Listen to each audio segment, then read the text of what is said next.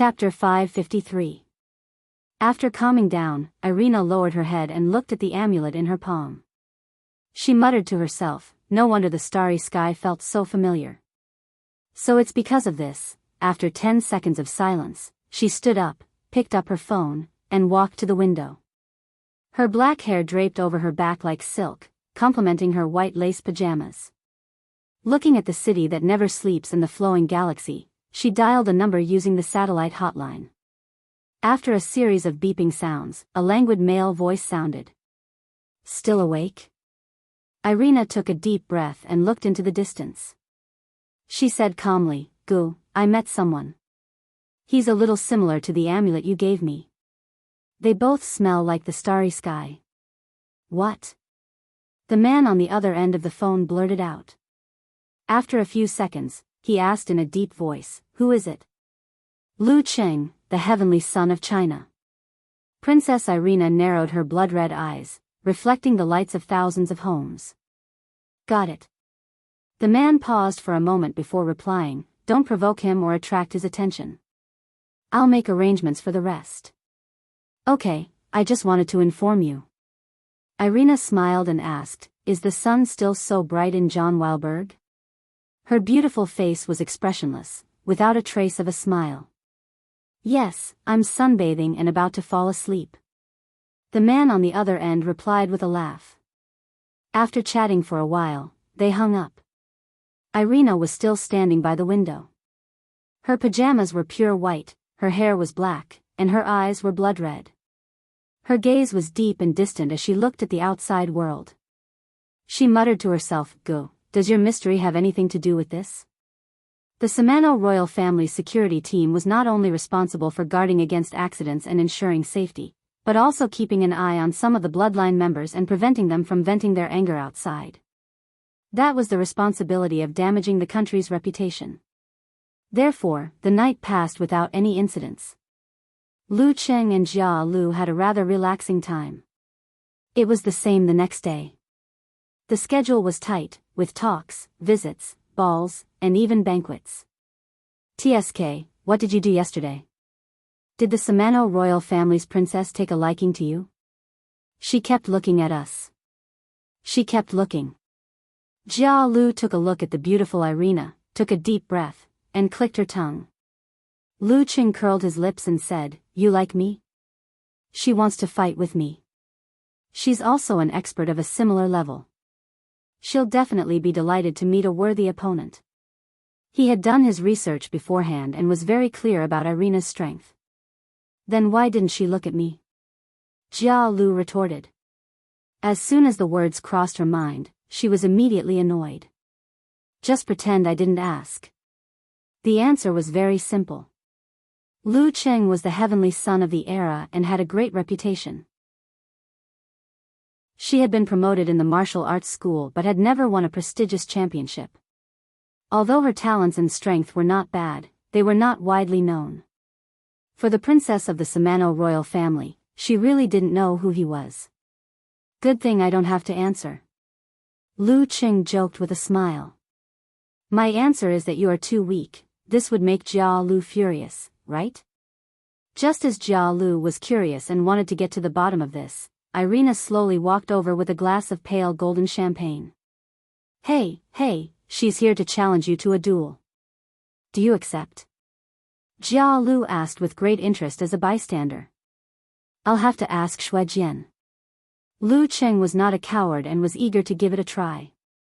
Irina stopped in front of him with a graceful posture. Her lips curled into a smile. She said in English, "Lu, has anyone ever told you that you smell good? What kind of script is this?" "Miss, did you say the wrong lines?" Lu Cheng was confused. What happened to the agreed duel? After a few seconds, he came back to his senses and shook his head in confusion. "No. Cuckoo often says that I'm smelly." Irina frowned slightly before breaking into a smile. "That's a pity." After that, she turned around and walked back to the center of the banquet. What did she mean? Lu Cheng looked at Jia Lu, perplexed. Jia Lu was also stunned. Her bright eyes were filled with confusion. After a while, she seemed to have come to a realization. She smiled and said, "Do you need me to translate the real meaning?" "Let's hear it." Lu Cheng was perplexed. "In short, your conversation went like this." Jia Lu paused for a moment before teasing, "Dating? No way. Be serious." Lu Cheng did not expect Jia Lu to be such a girl and was almost speechless. This girl usually looked lively but was actually the type that kept people at arm's length. She liked to watch a show but was unwilling to get involved. Who knew she had such a side to her? Jia Lu chuckled and said, "I'm serious. If she wasn't dating, why would she say that you smell good? Shouldn't she at least have a chat and talk about the dishes for dinner? If you answered, 'You're the first one,' or 'Is that so? What does it feel like? You could have slept with the princess tonight. Although they're going to the airport later, you still have time. Are you regretting it?" This was the first time she had encountered such a situation. She was really interested. "I'm glad that I didn't answer correctly." Lu Cheng wiped the non-existent cold sweat on his forehead. He felt that Jia Lu's words made sense. If he had answered wrongly and gotten Princess Irina to pester him, he wouldn't be able to clear his name even if he jumped into the Yellow River. How could he face his little fairy then? "I'm not considered handsome, and my temperament can only be said to be that of a strong person, the kind that's gentle and reserved. As for my taste, it's even more illusory." Did Irina approach me to collect stamps, or did she have other motives? Could it be that the Samano royal family is really like the vampires in novels where they can do great things by sucking a small amount of my blood? Lu Cheng's thoughts ran wild as his imagination ran wild. After that, there were no more incidents until the Samano royal family arrived at the airport after the farewell banquet and flew out of China. "All right, your mission is over. Sorry to trouble you too." Xue Jian's voice sounded in Lu Cheng and Jia Lu's earphones. Phew, finally free. Jia Lu took off her walkie-talkie and looked at Lu Cheng. "I can't wait until tomorrow so I can go to the club's training ground to practice my martial arts." "Me too." Lu Cheng smiled and chimed in. Jia Lu's thoughts jumped and she suddenly said, "I haven't sparred with you yet, right? Why don't we not draw lots on Friday and challenge you directly?" She wanted to experience the prowess of the heavenly son of China, find the gap and catch up head-on. This week. Not this week. Maybe next time. Lu Cheng thought for a while and rejected her suggestion. "Why? Did someone arrange it in advance?" asked Jia Lu, puzzled.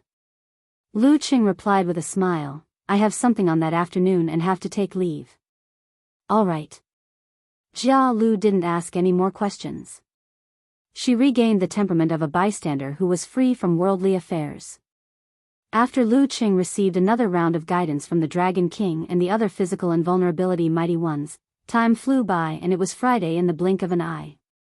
Ever since he left in the morning and took the SUV to the club, he had been smiling from time to time. He wasn't the least bit annoyed by Amen and Huang Bin's greetings and even took the initiative to chat a little longer. He told them that he wouldn't be having dinner at the restaurant and that he had to leave at 2 in the afternoon and that it would be great if they could arrange for a ride.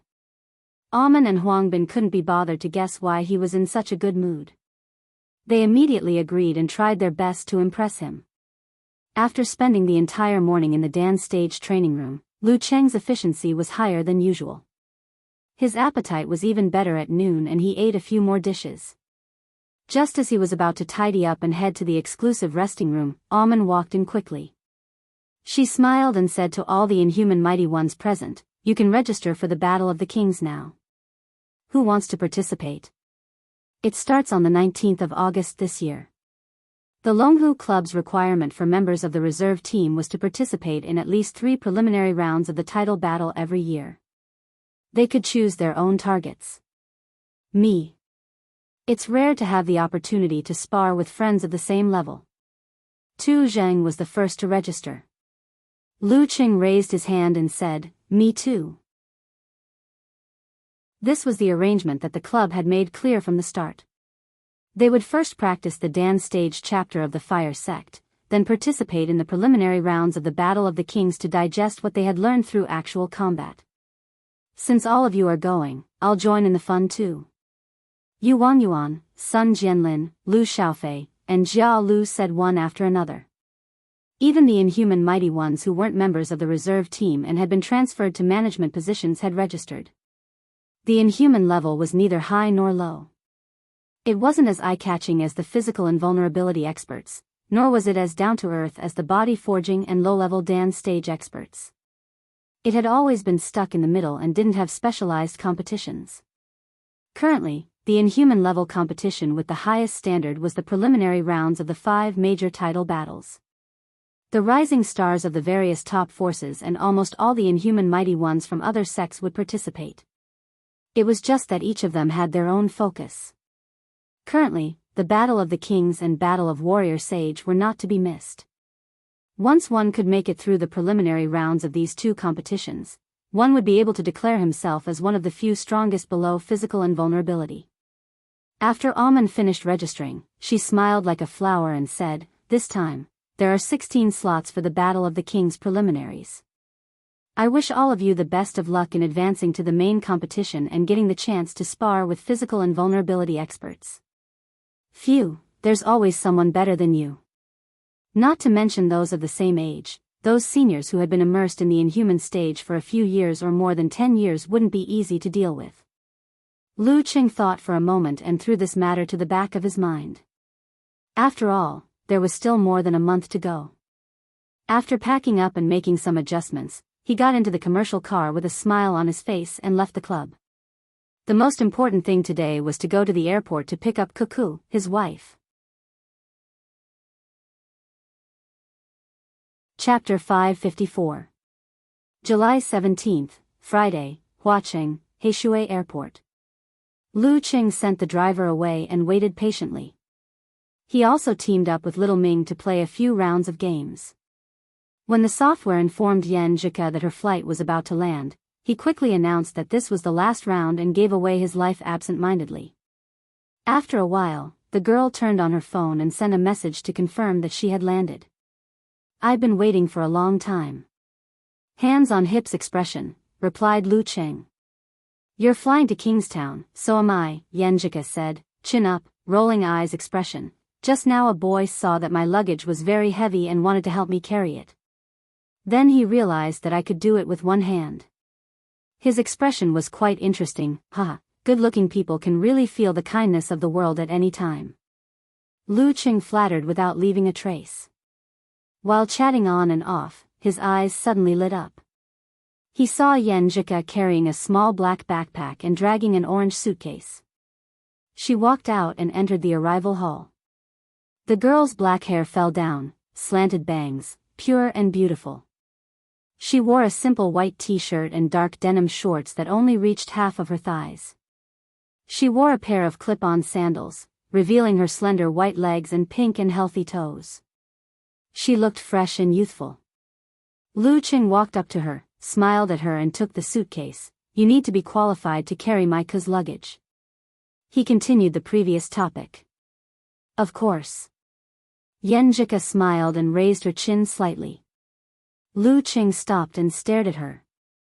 He suddenly laughed. "I thought you would dress like a fairy, but you're dressed like a girl next door." Yan Zhika's eyes narrowed. "I'm just afraid that someone can't control himself and let his animal instincts take over. Every time I dress up, someone's eyes are not right. It's like a person who has been hungry for a long time seeing a big meal. Aren't you on your period today? How can I let my animal instincts take over?" Lu Qing felt wronged. Yan Zhika puffed up her cheeks, widened her eyes and pretended to be angry. "That's why I'm afraid." She was afraid that someone would ask for help in other ways. She thought that after not seeing him for a month, her heart would soften and she would be influenced by him even more. She blushed and didn't finish her sentence. She immediately changed the topic and asked seriously, "Where are we going now? When was I not following the rules and only showing my love during your time?" Lu Qing pretended to be wronged. Yes. You deserve to be praised. Keep up the good work." Yan Zhika had only said that in a hurry. She immediately pursed her lips and reached out to touch her husband's head. Do you think I'm a child? He pulled the girl's wrist and gestured with his chin at the location he had already scouted. Let's rent a car first. It'll be much more convenient for us to go on dates and buy groceries. He didn't have a driver's license, and he had the club to arrange things for him. Could only come to America during the winter and summer holidays. If he bought a car directly, he could only eat dust most of the time. It was better to wait until he had booked a house and moved in before he considered it. During this period, he would rent a car to deal with it. Okay. Yenjika nodded lightly and walked a few steps before asking in confusion, Cheng, you got your driver's license? Based on a certain someone's personality, shouldn't he have come to show off a long time ago? No. Lu Cheng chuckled. I can only rely on you. Although he could drive by himself, without a driver's license, it was best not to break the law. Yenjika opened her pink mouth, feeling both amused and annoyed. She waved her arms and said, Okay, I'll drive you.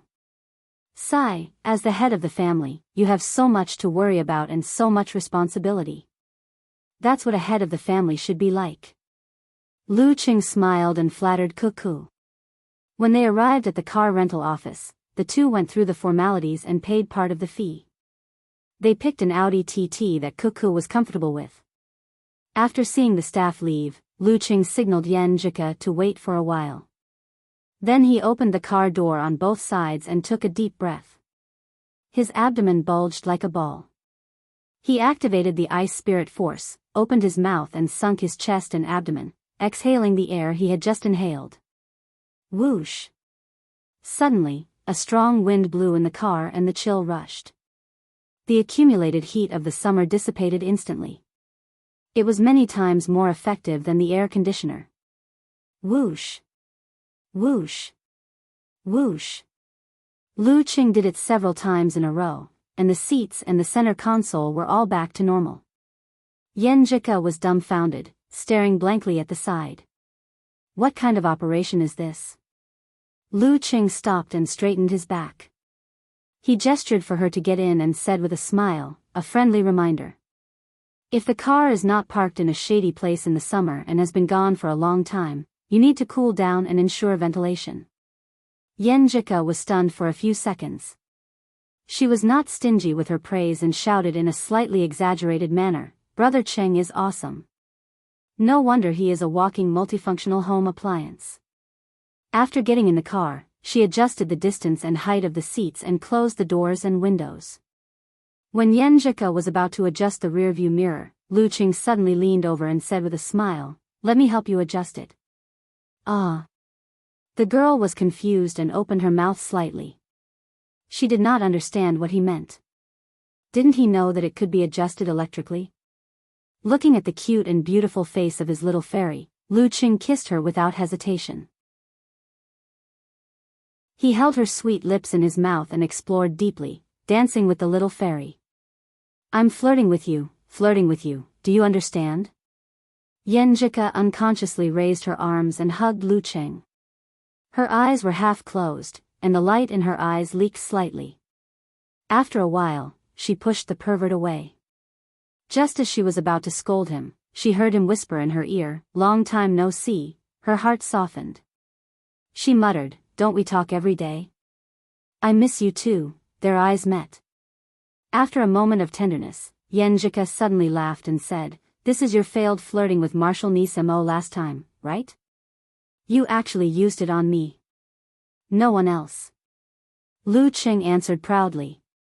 She pursed her lips and smiled. She cleared her throat and said, Where are we going now? Home first or dinner first? Look at you. If your stomach doesn't hurt anymore, we'll go to the Lin's restaurant in the university town to eat white-cut chicken and roast goose. The restaurant that Fatty Jiang brought me to before. If you still feel uncomfortable, we'll go home first. I made some fish soup last night and put it in the fridge. I'll heat it up later and cook some noodles. It'll definitely taste good. I also bought a huge portion of old green preserved egg and lean meat porridge. It's the one that you liked the most when we came to watch the competition last time. I just need to cover it with Emperor Yen force and it can be eaten. Yen Jika turned her head and looked straight ahead. She pursed her lips for more than 10 seconds. She couldn't help but smile. She asked in a sweet voice, "What if I want to eat all of them?" "Then we'll eat all of them. Lin's restaurant first, then home." Lu Cheng made a decision. "Let's go." Yen Jika dragged her last word and started the car briskly. After filling their stomachs, the two returned to Sky Capital Garden. They found a spot and parked the car. "I'm so tired. I took a plane, had my period, and drove for so long." Yen Jika locked the car door with a beep. She looked at Lu Cheng and massaged his shoulders as she spoke. She looked exactly like him. Yen Jika is getting better at acting coquettishly. Lu Cheng's heart skipped a beat. Without another word, he walked to the opposite side and squatted down. "Come, I'll carry you. I just want you to give me a massage later." Yen Jika was stunned at first. Then she laughed out loud. "There are other people in the neighborhood, and your teammates too. How embarrassing. It's very quiet here at night. Besides, our house is just around the corner." Lu Cheng enticed her. Okay. Yen Jika's eyes were sparkling. Her tone was a little hesitant, but her movements were without delay. With his arms supporting his knees, Lu Cheng stood up steadily and carried his wife on his back. Under the illumination of the bright moon and lights, they passed through the quiet atrium and the peaceful night and successfully arrived downstairs. It was said that there was only one apartment on each floor. In fact, there were 2 elevators in each unit to prevent malfunction. Unfortunately, tonight, both elevators were broken. The staff was rushing to repair them. Lu Cheng didn't say anything. He stopped Yen Jika from coming down and turned into the safety passageway. Along the stairs, step by step, he climbed higher and higher. 2 slender legs swayed gently beside him. Little Fairy was humming a faint melody in his ears. Europe, John Wilberg. Princess Irina, who had just finished her 2-country visit, entered the study and saw her tutor sitting on a recliner. He was basking in the sun with his eyes closed. Swaying back and forth, he looked like he was in a deep sleep. "Go, this is not in line with etiquette." Irina laughed softly. The man on the recliner opened his eyes, which seemed to hide the starry night sky. His hair was mixed with a lot of silver strands, which made him look both old and young. His facial features and skin color indicated that he was Chinese or Chinese. "I'm going out for a trip recently." The man smiled. Irina's eyes darkened. She pretended not to care and asked, "Going to China?" "Yes. I'm going to see that heavenly son of China. Just for a while." Gu Danran answered calmly. He flicked the quaint robe he was wearing. Irina didn't recognize this kind of clothes with a strong oriental flavor before. Later, she found out through the internet that it was called Yue. The Chinese words that were often paired with it were Yue and Xingguan. P.S. Third update for you. Yesterday's update has been made up. Looking for recommendation tickets on Monday.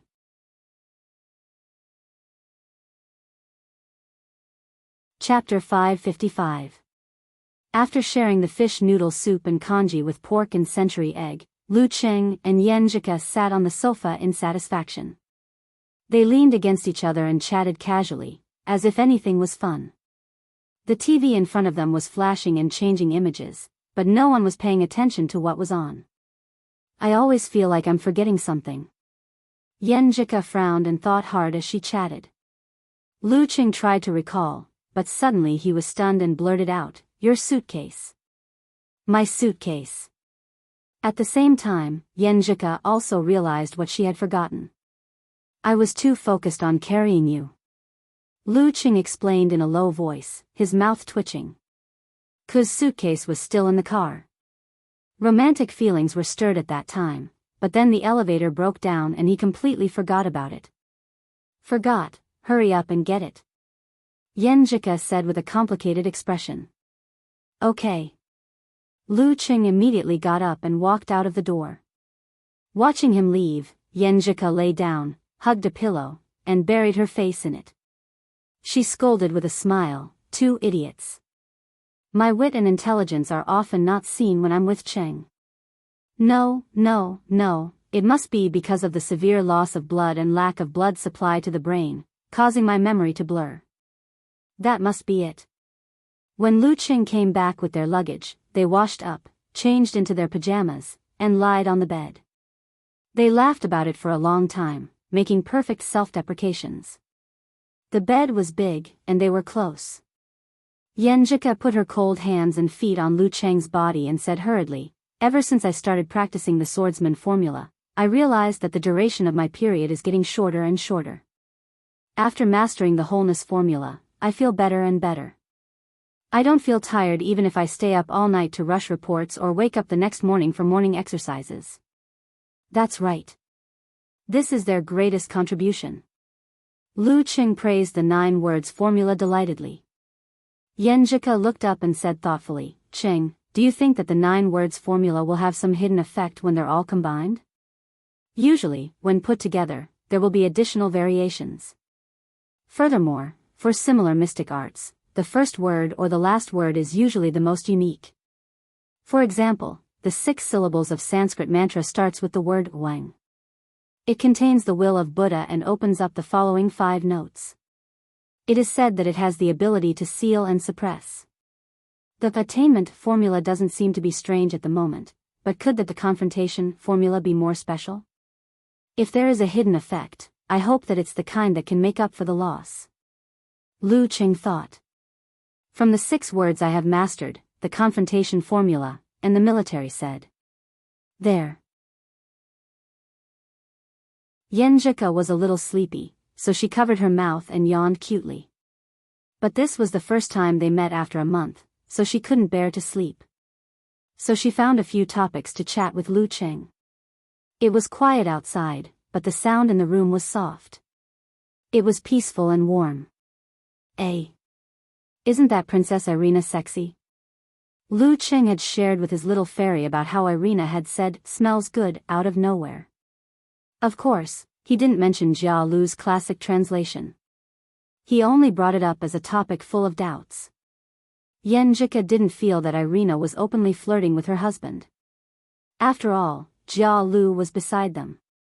As a member of the royal family, no matter how open she was, she had to consider her reputation.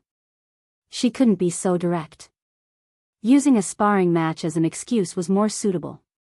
As for why she was acting strangely, she couldn't find a reasonable answer even after thinking for a long time.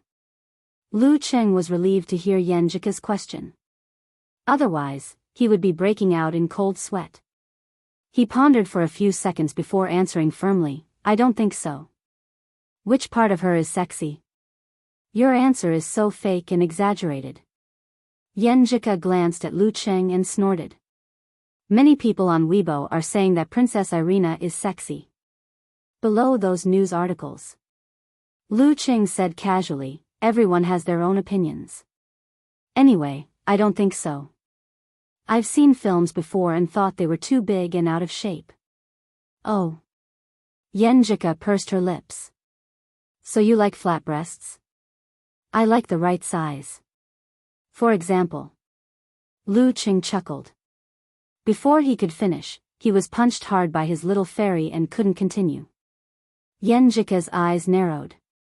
She propped herself up on her elbows and moved closer to Lu Cheng's head. Her nose twitched, and she sniffed from top to bottom. "Which part of your smell is good?"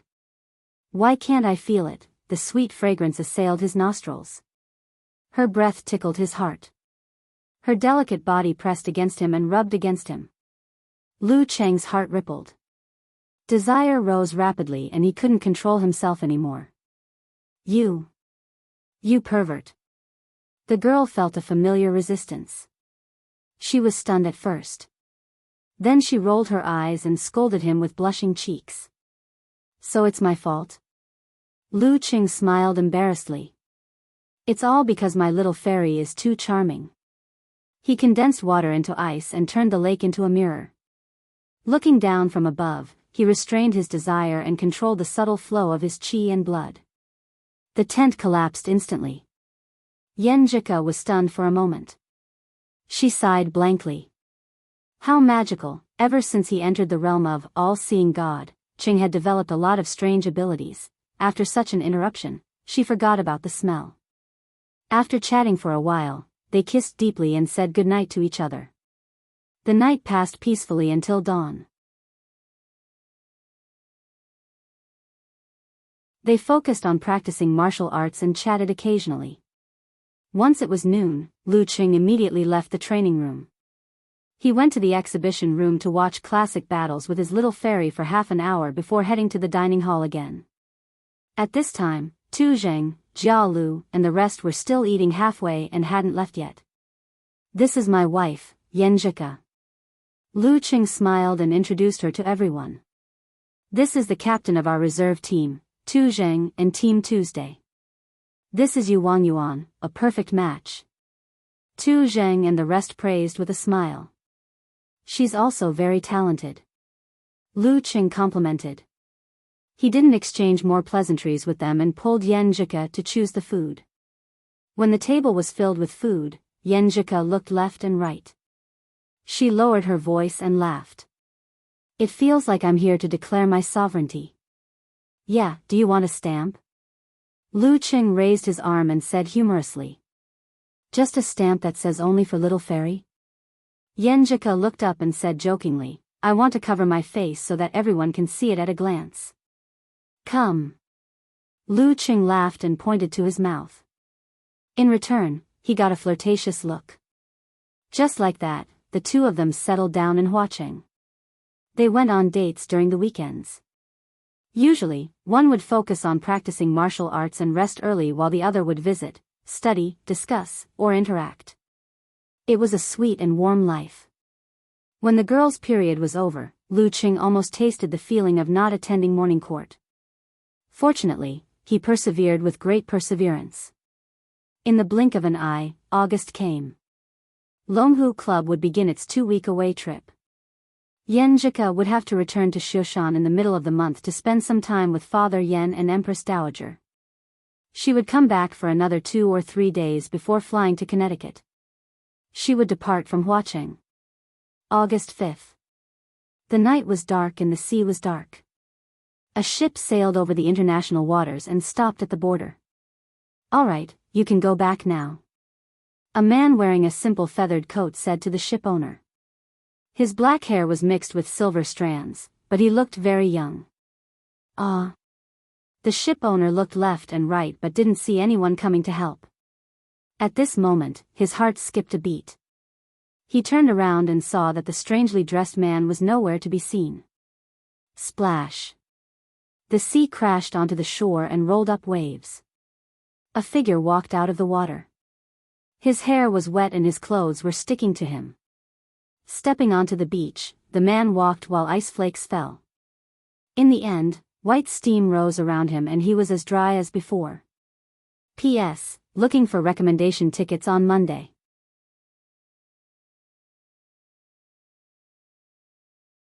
Chapter 556. August 9th, Sunday, 8 o'clock p.m. A taxi turned the corner and headed for Sky Capital Garden. Lu Qing sat on the right and looked out of the window. He suggested to Yenjika, why don't we let the driver drive us there and buy some fruits before we go home? Ku had always been full of praise for the fruits in Huaqing. No, there's more in the fridge. She made a gesture to relax her neck. I'm so tired from the flight. The Longhu Club's competition this week was to go north to Jinfeng City and challenge the Guanwai League. They had almost crossed the entire country. Lu Qing and Yenjika set off on Thursday, August 6th. They went to see Xing Jingjing and watch the battle. It was a short trip, so it was inevitable that they were tired from the long journey. Yeah, you're right. Even my waist and back are a little sore. Lu Qing tried to agree but was stopped by the girl's expression.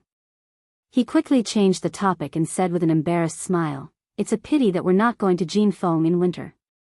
Yeah. I want to buy a popsicle on their central street. It must be very interesting.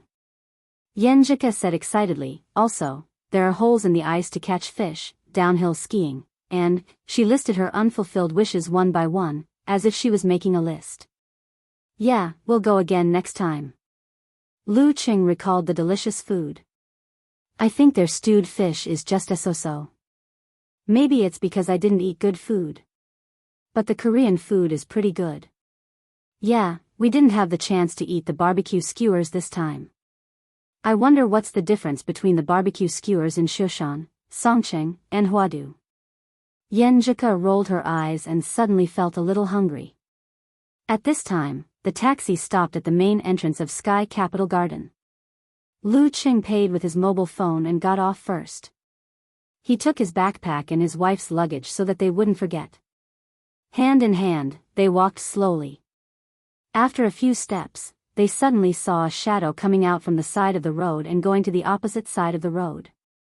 Lu Qing looked and found a man in a short-sleeved polo shirt. He looked very young, but his black hair was mixed with a lot of silver, so it was hard to tell his age. The man looked straight ahead, as if he was waiting for something, but it didn't happen, so he planned to leave. When they brushed past each other, Lu Qing felt a slight change in the jindan in his lower abdomen. However, when he formed the ice mirror and examined it carefully, he didn't discover anything. It seemed to be just an illusion. What's wrong? Yenjika sensed something and turned her head in confusion. Nothing. Lu Qing shook his head and answered. In the end, the jindan was only an external object and did not belong to him. He hoped that he could gather the 9 words formula as soon as possible and figure out its mysteries so that he would not be taken advantage of in the future. From the corner of his eyes, he saw that the man just now had waved his hand and stopped a passing taxi. He got into the taxi and left the place without doing anything strange. After the confusion dissipated, Lu Qing threw this matter to the back of his mind and returned home with his wife. The two searched for ingredients in the fridge and helped each other to make 2 bowls of noodles for supper. If I eat like you every day, I'll get fat sooner or later. Yenjika looked at the 2 empty bowls with grievance. Well, a certain someone's basin, you can watch me eat. Lu Qing snickered. Great, you bully me. You only let me watch and not let me eat. Yenjika's eyes sparkled and she smiled. Lu Qing didn't dare to continue this topic. He sighed and said, Sigh, you're going back to Shushan tomorrow. Half a month had passed so quickly. Yenjika bit her lower lip and pretended to be energetic. So, tonight, we'll watch the stars and the moon and talk about poetry and life philosophy. This line sounds familiar. Lu Qing thought carefully and finally understood. He was amused. Laughter washed away the sadness of separation. However, in the middle of the night, the couple really did cuddle up and look at the bright moon outside the window. The lights in the room were off. It was cold outside, and the light shone into the room, dyeing the dark country into a dreamy dream. Yenjika curled up in Lu Qing's arms and pressed her skin against his, refusing to sleep. After I graduate, I want to do something big. I want to expand my mom's company to Huadu. As she spoke, she laughed to herself. But I don't like to socialize. I guess I can only be a consultant. I can't let my brother Qing eat alone all the time. Or I can apply for a job at a university in Huadu and take the path of a scholar to study economic issues. Seeing Yenjika talking about the future, Lu Qing said with a look of longing, I've pretty much mastered the dance stage chapter of the fire sect. I'm good at some, but I'm only at the beginner level. After the training in the Battle of the Kings preliminaries, I should be a genuine senior 4th pin expert. Next February, before my birthday, I'll strive to reach the level close to physical invulnerability. Yes, with the realm of encountering gods in the void, self-reflection, this shouldn't be too much of an obstacle. Think about it. Ice mirror can reflect a certain area around itself with precision down to the millimeter. Isn't it a little similar to the most basic thing in heavenly connection? When the time comes, I'll give myself 3 years to break through to physical invulnerability. I can't stay too long, or I'll lose my drive and drive. I can't stay too short either. Once I get impatient and anxious, things will get troublesome. I feel like the gap between us is getting bigger. Yenjika didn't hide her sigh and worry, seeking her husband's comfort. How can that be? You'll always be the head of the family. Lu Qing answered without hesitation. Wait until I find a way to help you make up for your congenital deficiency. You'll definitely have no problem reaching the Dan stage. It's hard to say if you're not human, but you'll definitely awaken supernatural abilities. Then you won't have to worry about it. You promise?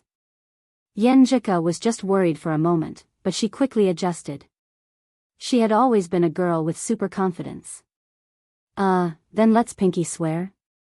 You're so childish. Come on, don't be angry. I like you like this the most. Her words echoed. It was a peaceful night. The same night, the same moon. In a rented house in the middle of Huadu City. A man with black hair mixed with silver strands sat in front of the window. His expression was still a little excited. Although it wasn't the same kind as he had expected, he had discovered something that even he couldn't believe. This trip wasn't in vain. No, it wasn't just in vain. Whether he was a dragon or a snake in the future would depend on this encounter. He turned on his newly bought second-hand computer and seriously studied Lu Cheng's recent battle videos. He also glanced in the direction of the Longhu Club and estimated the situation in various aspects. I have to find a good time. The next day, Lu Cheng woke up early. However, he was tempted by his little fairy and didn't go for his morning exercise, which was rare. When Yenjika's flight took off, he made up for his training and punctually attended the tutorial class for physical and vulnerability mighty ones in the afternoon. In the blink of an eye, it was Friday again. However, the training session for the reserve team was cancelled. This was because the next week was the preliminaries for the Battle of the Kings. They had to depart on Sunday. Everyone had to adjust their physical and mental states in advance to deal with this. On the afternoon of August 16th, on the high-speed train to Linfu, Lu Qing sat by the window and chatted with Yen Zhika about the title battle on his phone. In his free time, he found Priest and sent him a message, "Do you have a date?" After sending it, he suddenly felt that something was amiss. He quickly added, "A date for the Battle of the Kings?" More than 10 seconds later, Peng Liyun sent an emoji wiping cold sweat. "I thought your account was hacked." Without waiting for a reply, he quickly added, "I'm also in the realm of encountering gods in the void. Let me give you a reminder so that you won't be careless. If you want to win, you have to win against an opponent in the best condition, right? This guy's improvement is fast." Lu Qing secretly praised. Laughing out loud expression, he replied, "I think so too." Priest actually dared to reveal his strength now. Has he developed his wave after wave divine skill before the competition? Peng Liyun didn't continue on this topic. He changed the topic and said, "Renli is confirmed to be participating. Daxing Temple has also sent a few outstanding mighty ones. The same goes for the other sects and families. Don't underestimate them. Speaking of which, I haven't really fought with a direct disciple of Daxing Temple. This is a good opportunity to experience it." Hands on hips expression, Lu Qing said excitedly.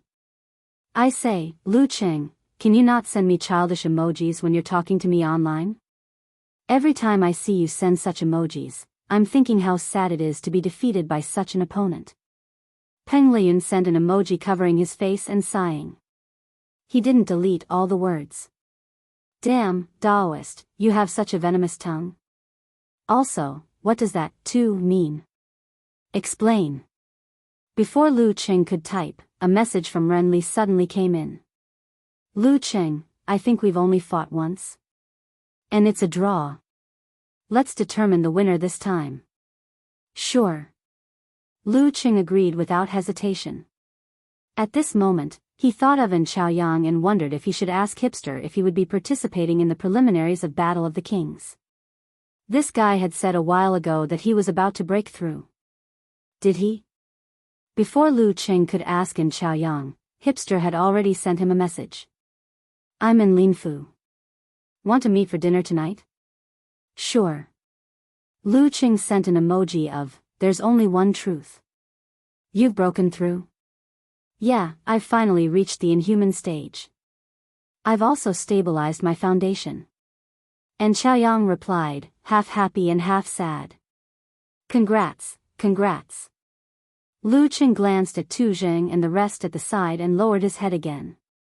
He found a name but didn't dare to ask. This name was brother-in-law. Ku said that he hadn't broken through in June. If he were to ask if he would be participating in the Battle of the Kings, it would definitely be a blow to him. Forget it, there's still a chance in the future.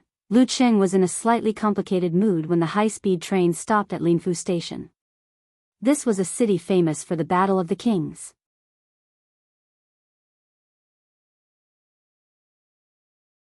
Chapter 557. The sea breeze passed through the crowded city, leaving no unique smell behind. The tourists coming and going spoke Mandarin with various accents, and most of them looked excited. To them, it was not only to watch the competition, but also to take the opportunity to have a vacation. It had to be said that the timing of the Battle of the Kings preliminaries was quite good. During the summer holidays, the students were free, and their parents would take time to accompany them. It complemented well with the Battle of the Warrior Sage preliminaries before the end of the year. When the Longhu Club arrived at the Wanhua Hotel where they were staying, the lobby was already filled with welcoming crowds. Some were youthful, some were full of youthful energy, some were full of vigor, some were over the age of 30, some were mature with joy, and some were just reporters. Lu Qing, what is your goal for this Battle of the Kings? Do you have the confidence to get a spot in the main competition? Who are you looking forward to the most? Peng Liyun, Ren Li, or the warrior monk from Daxing Temple? Hello, Tu Zheng. I heard you won against Lu Qing in the sparring session. Will you make use of this Battle of the Kings to make a breakthrough? Meng Liang from Shizhou Island, who defeated you last time, has also registered. Do you have anything to say? The most popular and newsworthy ones were undoubtedly Lu Qing, the heavenly son of China, and Tu Zheng, who was expected to reach physical invulnerability within 2 years. This made Yu Wangyuan, Lu Xiaofei, and the others, who only had a few reporters following them, feel disappointed. What made them sigh even more was that the few reporters only interviewed them because they couldn't squeeze in beside Lu Qing and Tu Zheng. With comparison, there was motivation. They secretly clenched their fists, their eyes burning with passion. All right, everyone, please make way. If you have any questions, we will arrange for a special interview time. The deputy director of the foreign affairs team and the leader of this Battle of the Kings, Xiang Tong, slightly unleashed his aura and opened up a path. The hotel's security also formed a human wall, isolating the outside from the outside. Lu Qing remembered Coach Yan's guidance. At times like this, all he had to do was smile. Occasionally, when he saw fans stretching their arms, he would happily take the pen and paper, sign his name, and hand it back. In exchange, he would be greeted with screams of Lu Qing. After trekking for a while, they finally entered the elevator and arrived at the 33rd floor. It was quiet all around. This is an individual competition, so there are no hard and fast rules. There are only 2 reminders. Leader Xiang Tong clapped his hands and said with a smile, first, don't miss the competition. Second, try not to cause any trouble. Okay. Everyone answered casually. Then, they took their room cards and went to look for their rooms. Lu Qing told the team leader in private that he would not be joining them for dinner because he had an appointment with his friend. No problem, as long as it doesn't affect your condition. Xiang Tong smiled ambiguously and nodded. What kind of thinking is this? Lu Qing emphasized, male friends. Oh. Xiang Tong's eyes suddenly became strange. He took a step back and then laughed, I'm just kidding. Psycho. Lu Cheng's mouth twitched as he cursed in his heart. He was deeply concerned about the leader's brain. After entering the room, Lu Qing put away his luggage and tidied up. He waited for a while until the sky turned dark. Then he put on his black-rimmed glasses, changed his clothes, and slipped out of the hotel. He walked on the hot road. After leaving the Wanhua Hotel, he stopped the taxi and went to Guanchao Street. The street was full of seafood stalls. It was crowded and bustling. In front of the well-decorated Linfu Century Grilled Fish restaurant, and Chao Yang, who still had his artistic hair, was wearing headphones. His hands were in his pockets and his eyes were half closed. He looked peaceful as if he was sleeping. "I've made a reservation." He smiled and greeted Lu Cheng. Lu Cheng's nose twitched as he tried to distinguish the smell in the air. "It smells good. A local friend recommended it. It can't be wrong." And Chaoyang smiled and turned to enter the restaurant.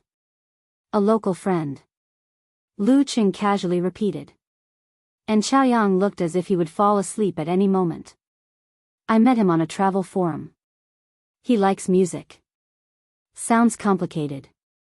Lu Cheng pulled out a chair and sat down. He looked around and said, "Should we order the fish first or wait for Priest and Renli?" "Let's order first. We eat a lot, so we need to prepare." And Chaoyang thought for a while and asked, "How long before they arrive?" "Aren't you the one contacting them?" Lu Cheng asked blankly. "I thought you would contact them." And Chaoyang stared at him. "Shouldn't it be the person who is supposed to treat?" After a short pause, Lu Cheng tried to shift the blame. "When we were in Xinxiang, you were the one who was more active and contacted everyone." And Chaoyang analyzed his thoughts. There was another moment of silence. Lu Cheng sighed and picked up his phone. "Should I ask them out now?" "Forget it. It's almost dinner time. They're either not here yet or have already eaten. Let's meet again in a few days." And Chaoyang laughed at himself and got up to order the fish. When he came back, he sat back down and took off his headphones. He put them aside and put them on. He put on a serious expression as he ate and chatted with Lu Cheng. "Hipster, this is the highest respect you can give your friends, right?" Lu Cheng joked. Even though he didn't listen in the past, he would still hang his headphones around his neck. "Are you praising me or mocking me?" And Chaoyang laughed. "How is it? Have you mastered the Dan stage chapter of the Fire Sect?" "I've already mastered what I need to," Lu Cheng answered concisely. He then asked, "What are your plans this time? Are you going to amaze the world with a single brilliant feat?" "Don't make fun of me."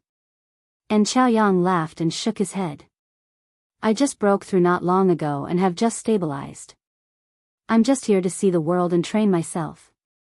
I don't have any extravagant hopes. You, on the other hand, haven't you thought about getting a spot in the main competition?" "I'd be lying if I said I didn't," Lu Cheng answered honestly. "Then you'll have a lot of competition.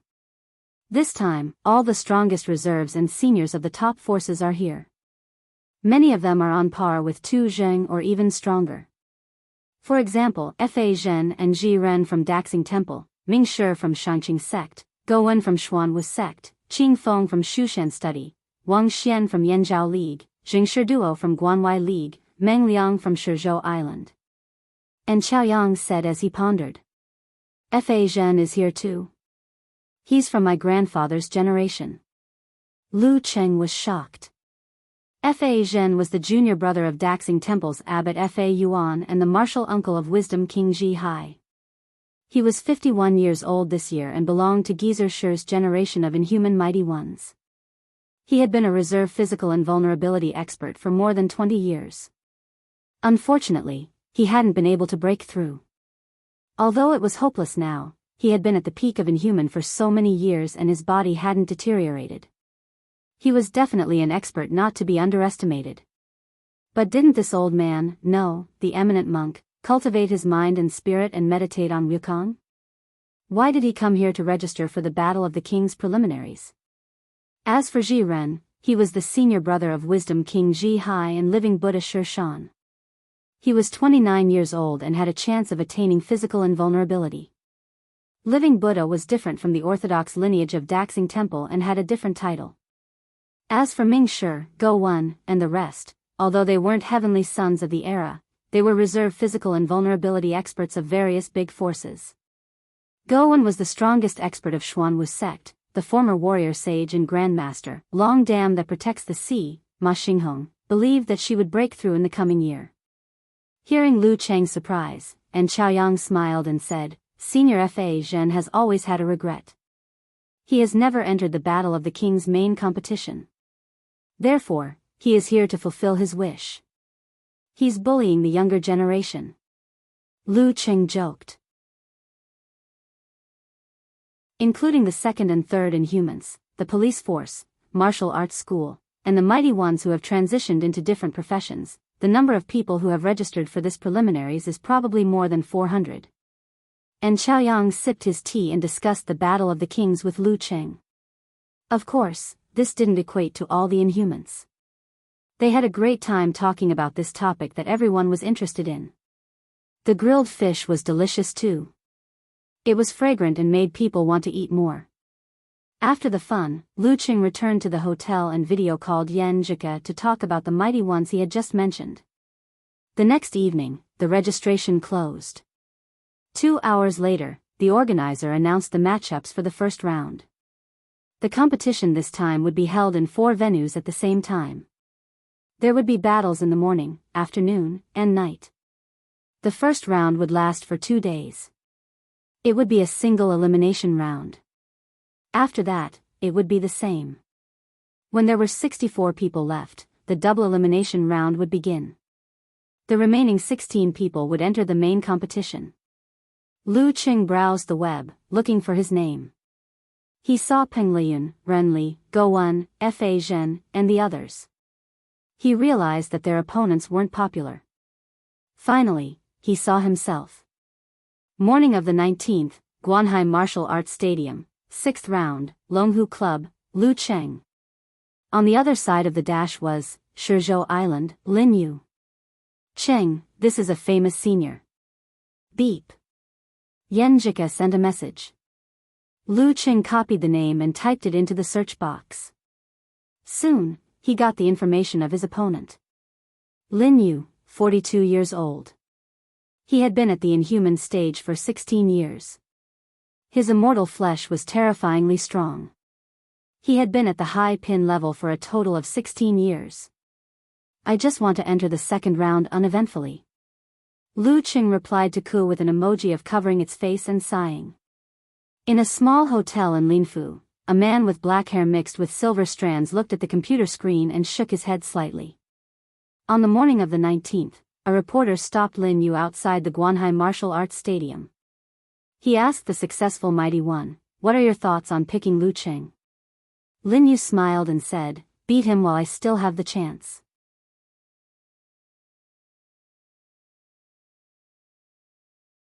Chapter 558. After answering, Lin Yu didn't stay any longer. He took large strides and entered the Guanhai Martial Arts Stadium. The reporter didn't dare to pester him as he was afraid that he would be accused of harassing a martial artist before the match and affect his condition. Just as he was about to take a short break and drink some water, he suddenly saw a car stop at the side door. Tu Zheng, Lu Xiaofei, and Lu Cheng alighted. The 10 Inhuman mighty ones from the Longhu Club were arranged at 3 different venues. Joy and excitement surged in his heart. He hurried over and blocked Lu Cheng's way before he could enter the room. Huff, huff, I only have 2 questions, he panted half realistically and half pretentiously to show that his job wasn't easy. The few security guards at the side looked at Lu Cheng and waited for his reply. If he wasn't willing, they would immediately take action and separate the reporter. Lu Cheng was relatively calm. Seeing that there was no one around and that he wouldn't be surrounded, he nodded gently and said, "All right." The reporter immediately blurted out, "Do you have the confidence to stand out among the mighty ones like Go Wan, Fa Zhen, Ji Ren, Meng Liang, and Tu Zheng? What are your chances of defeating them?" "That's 2 questions, reminded Lu Cheng with a smile. He then shook his head and said, "But I don't want to answer." The reporter was stunned for a moment. "Not asking me about the upcoming match and instead mentioning other martial artists, this is disrespectful to Senior Lin Yu," said Lu Cheng seriously. The reporter nodded thoughtfully. "Then what are your thoughts on the upcoming battle?" "I'll work hard to win, answered Lu Qing firmly. Seeing that Tu Zheng and Lu Xiaofei had already entered the side door and were waiting for him in front, he waved his hand. Without waiting for the reporter to speak, he followed them in a flash. "There's still one more question," shouted the reporter, his voice trailing off. "Should I use the headline, 'Lu Qing goes back on his words,' or 'A heavenly son of the era doesn't know how to count,' to attract more attention?" He mischievously thought about how funny it would be. Back to the topic. With the interview just now, I can already create a headline news. Every Inhuman was an expert with status and position. Lin Fu, which was famous for hosting the Battle of the Kings, naturally had a special design for the martial arts stadium. A few of the changing rooms were no longer so spacious that they could accommodate 10 to 20 people at the same time. Instead, they were partitioned into small resting rooms. There were individual bathrooms, couches for temporary sleeping, cabinets, Wi-Fi, and LCD TVs hanging on the wall. They had to ensure that there were enough of them to satisfy the needs of the experts. Lu Cheng's, Tu Zheng's, and Lu Xiaofei's rooms were next to each other. After exchanging a few pleasantries, the three of them went back to their own homes to make preparations and adjustments before the match. Not long after, the first match of the Guanhai Martial Arts Gym began to play on the TV screen. This year's Battle of the Kings had officially begun. It was different from the individual competitions of lower ranks. Due to the fact that high-ranked fights would affect the surrounding areas, one arena could not be divided into 5 or even 10 arenas to prevent them from getting too close to each other and affecting each other. That was why only the central arena had fights. The surrounding arenas were empty, acting as isolation zones. In this way, in addition to the seats closest to the arena being empty, the safety of the audience and the need to watch the matches in clear view were met. Lu Cheng turned the channel leisurely. Sometimes he would watch the local matches, and sometimes he would pay attention to the fights in other arenas. During this process, he held his phone in his hand and exchanged views with Yan Zhika as they discussed their opponents. Only when the fourth match of the Guanhai Martial Arts Gym ended did he lock the screen. Leaning back, he closed his eyes and recharged his energy. Through the fine control of his body, his condition quickly climbed to the peak. In Lu Cheng's fan forum, Eternal Nightfall, Yan Shaoling commented, excited. "It's been 4 months. I can finally watch my Lu Cheng's matches again. I've captured Liaozi." "Where have you been recently?" Unparalleled Dragon King was shocked. Yan Shaoling replied matter-of-factly, "I haven't been missing. I've been lying in bed every day, watching TV programs and dramas. I've also been reading the forums every day. I've been busy managing them. It's just that I'm too lazy to type." "You're lazy to a certain extent," Brahman replied. "I wasn't even this dispirited after my middle school exams." She had just graduated from her 3rd year of middle school this year. "I'll be in my 3rd year when school reopens. In a year, I'll be in my 4th year. In another year, I'll be working. Just let me cherish the last few times I'm dispirited." Yan Shaoling didn't feel ashamed at all. "Look, even a lazy person like me has specially come to the forum to discuss the match. Lu Qing will definitely win today. Shoo, keep a low profile. Save your luck, all the good names are taken by dogs," replied. A lot of cats also popped up. "Yan Shaoling, have you memorized the vocabulary yet? Don't mention such unpleasant things when I'm looking forward to it." Crying face emoji, Yan Shaoling replied. "Lin Yu is not easy to win," Unparalleled Dragon King emphasized. Bull Demon King laughed. "Yeah. Just the fact that he beat Dragon King and Warrior Sage in the past is enough for him to brag about for the rest of his life." "He beat Dragon King and Warrior Sage?" Falling to the ground expression, Nya Chichi expressed her shock. "He won once. That was when Warrior Sage and Dragon King had just entered the Inhuman stage. With the strength of a senior 4th pin, he won 1 match in the Master Battle and 1 in the Supreme Class Battle," Unparalleled Dragon King explained with a smile. As expected of a senior, Brahman, heaved a sigh of relief and praised. This is all old news. The martial art that I'm most envious of in my life is the immortal flesh. Okamoto's fan snickered. What's the most important thing for a man? He's soft when he needs to be and hard when he needs to be. He's so dirty that he can't even see his own fingers. Is the immortal flesh very powerful? Yan Shaoling, a half-assed martial arts enthusiast, maintained her good habit of asking questions whenever she didn't understand. The most powerful martial art of Shizhou Island. What do you think? Unparalleled Dragon King described. Not only does it have great strength and endurance, but it can also nullify or reduce the effects of most poisons. It's impenetrable by fire, impenetrable by water, and has extremely strong recovery ability. In short, it's like wearing a reflective armor.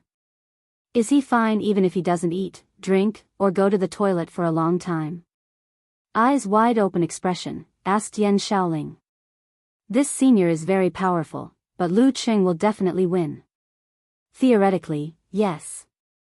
A plumber eating mushrooms replied, wandering over. Yan Shaoling sent an expression of slamming the table. I'm so envious.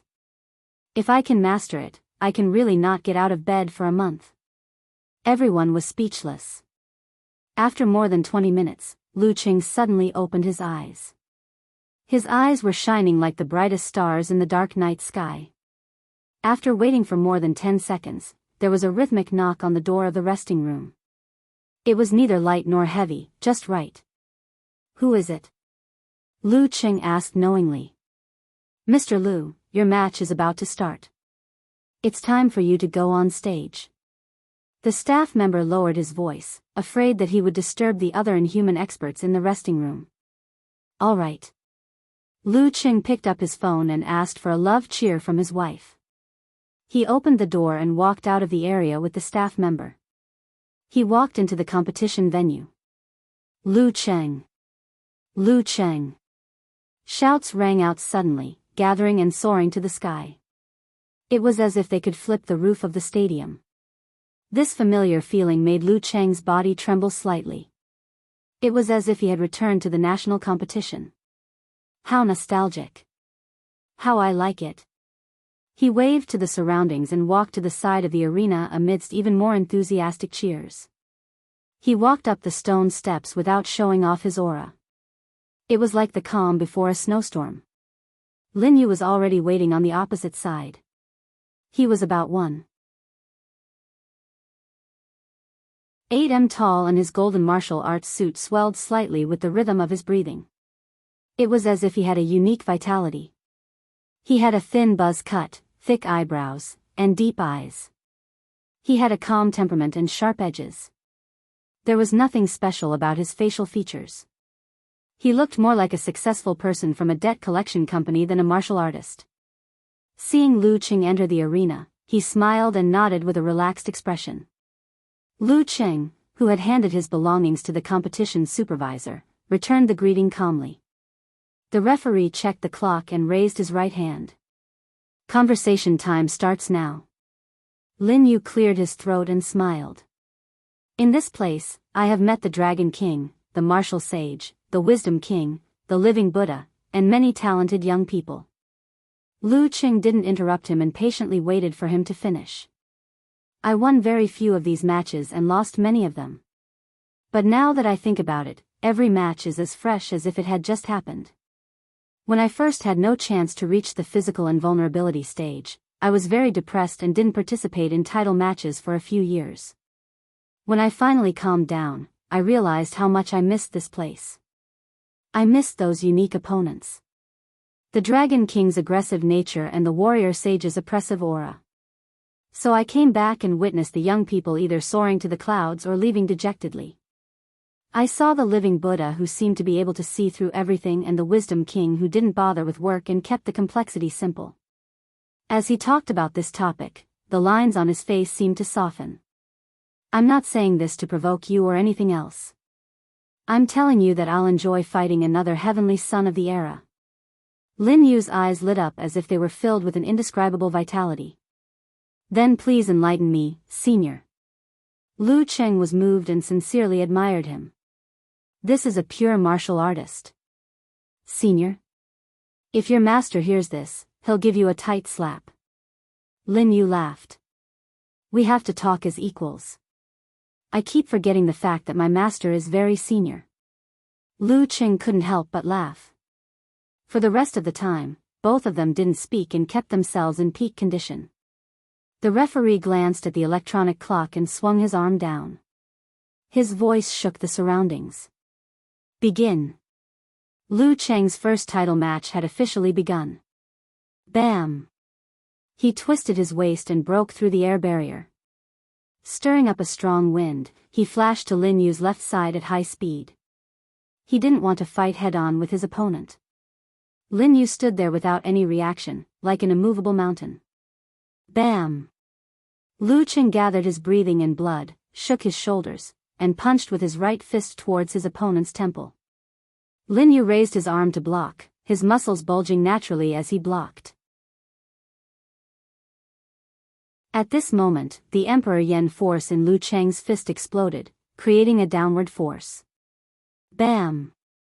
He swung his arm and his fist changed direction strangely, smashing down on Lin Yu's neck. The 15th style of the fire sect, jet spray. At this critical moment, Lin Yu suddenly took a deep breath. His neck swelled like a python that had swallowed an elephant. His skin was stretched to its limits, glistening with a mixture of green and red. Poof! Lu Cheng's punch landed, creating ripples as if he had hit something made of thousands of pieces of cowhide. Lin Yu had actually blocked his attack with his fragile neck. Indestructible flesh, elephant swallowing. Lu Cheng was prepared. He flicked his joints, spread his fingers, and shot out a few aurora for a second attack. However, Lin Yu only tilted his head to avoid hitting his arteries, allowing the crystal cold light to pierce through his tough skin and into his neck. Bam! At the same time, he threw out a punch, forcing Lu Cheng to retreat, unwilling to fight him in close combat. Whoosh! Whoosh! Whoosh! The ice spikes on his neck popped out. No blood flowed, and the wound wriggled, quickly healing. Heroes indeed come from the young. He moved his neck and chuckled.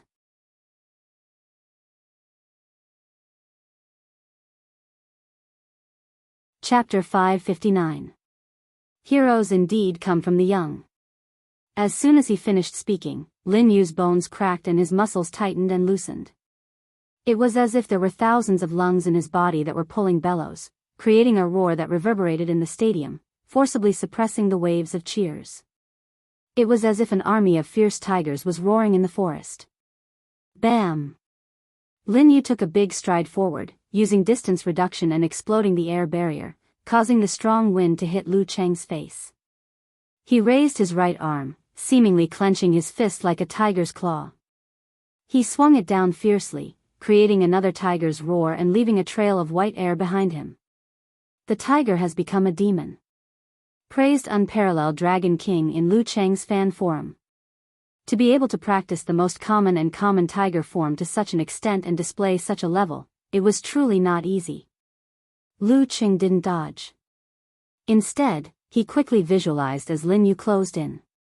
First, it was the deep and cold universe, followed by the appearance of thunderclouds that broke the silence. Using the realm of encountering gods in the void, he reduced the preparation of his muscles, fascias, organs, and chi and blood. He shook his right shoulder and swung his arm upwards. His fist shot into the sky like a cannonball. Severe warning. In a battle of this level, Lin Yu's attacks weren't tight enough, nor were they roundabout. This gave him enough opportunities to use simplified physical invulnerability moves. He wanted to see if his opponent was equally outstanding in terms of mental strength apart from physical strength. Bam! Lu Cheng's sky-rocket cannon hit his opponent's swinging fist. A cold light flashed and covered the entire area. The tiger claw that was about to pop out froze on the spot. Lin Yu's eyes were blank, as though frozen. Raising his shoulder and swinging his left arm, Lu Cheng spread his fingers. His fascias protruded as he dug at his opponent's eyes. Kill him while he's down. But at this moment, Lin Yu, whose eyes were blank, tilted his head and instinctively raised his other arm to block Lu Cheng's grab. He completed the block while his mind was frozen. Indestructible flesh, thoughtless and thoughtless. Pfft. Lu Cheng clasped her forearm with his 5 fingers. He felt that her arm was soft, tough, and strong. Her strength was enough to tear apart steel plates, but she only tore his sleeve. At the same time, Lin Yu regained consciousness due to his indestructible flesh body's high resistance to mental attacks. He tightened his thighs and whipped out his tiger tail. Like a steel whip made of alloy, he lashed out abruptly and viciously at Lu Cheng. Compared to the Golden Bell Shield, the indestructible flesh body and the body of the unmovable Wisdom King each had their own strengths. It was precisely because of this that Lin Yu dared to be so bold and unafraid of simplified physical invulnerability moves. Bang! Lu Cheng seemed to have anticipated this and let go of his grip in advance. With a burst of strength in his abdomen, he was propelled backwards. In an instant, he slid more than 10 meters away, leaving 2 crystal-like tracks on the ground. Crack! Lin Yu's kick missed, but he immediately tapped the ground and combined perfectly with the withdrawal and eruption of his qi and blood. He transformed into an eagle soaring in the sky and pounced on Lu Cheng. His shadow covered Lu Cheng's line of sight and figure. This time, there was no room for simplified physical invulnerability moves. Thump! His feet planted firmly on the ground. He swung his right fist and punched out. His left arm followed suit and connected like a machine gun. Boom! Boom! Boom! His fascia stretched, his joints sprang, and the Dan force in his abdomen erupted like a volcano. Lin Yu's machine punch felt like thousands of cannons were firing at the same time. It was fast, fierce, brilliant, and magnificent. In his eyes, Lu Cheng's pupils suddenly turned red and then purple. He pushed his palms out calmly and blocked the 2 cannonball-like fists. Phew! Lu Cheng opened his mouth and spat out a light purple flame. It merged with the flame stream in his palms and collapsed into a vortex, firmly blocking the enemy's attack. Simplified physical invulnerability move of the fire sect, Purple Sun. Boom! The whirlpool exploded, shooting out purple flames and hitting Lin Yu's body. However, Lin Yu only closed his eyes and took the hit with his body. Shallow burn marks were left all over his body, but they quickly fell off. He was as good as new, without any injuries. Lu Cheng used the rebound of the explosion to pull his waist and back. He leaped more than 10 meters away and out of the range of machine punch. Seeing Lin Yu pouncing on him again, he lowered his arms and shook his wrists, throwing out the white cold light and red flames that were moving close to the ground. At the same time, he swung his center of gravity and bulged his muscles. He forcibly turned around and changed his position with the help of the strong wind. Thump! Thump! It was as if there was a gigantic elephant running on the arena. Lin Yu broke through the cold light and scattered the flames. No matter if it was the cold or the burning heat, he was not affected at all. He was not slowed down at all. His muscles were bulging out of his golden martial arts suit. His muscles were clearly defined, and his body lines were firm. Such a scene and such a body made the blood of the audience boil. They couldn't wait to emulate him. This was the beauty of strength. This was the feeling of battle. Thump! Thump! Thump! Thump! Thump! Lu Cheng changed his direction continuously. It was as if the arena was shrouded in thunderclouds. Continuous explosions and strong winds blew. The aftermath even shook the big screen hanging in the air.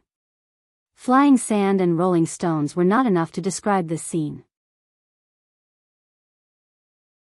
This was the power of a demigod. In the next few minutes, Lu Cheng kept changing his tactics. He used Scorch, Burning God, Jet Spray, Snow Expanse, Cold Bite, and Aurora. Unfortunately, none of them caused any substantial damage to Lin Yu. It was like being bitten by a mosquito, completely harmless. However, polar ground, which affected the ground and restrained and interfered with the enemy's movements, had some effect, slowing down the enemy's attacks. This match is going to be interesting. In the Longhu Club forum, Outspoken commented. Yeah, the immortal flesh body is so freakish. It's like a copper pea that can't be steamed, cooked, beaten, or fried. Lu Qing is going to have a lot to grind. Road to the Arena sighed and agreed. Invincible Punch laughed and said, Senior Lin is going to participate in extreme survival programs. It will definitely be interesting. In the midst of the battle, Lu Qing suddenly took a deep breath and swung back a few meters.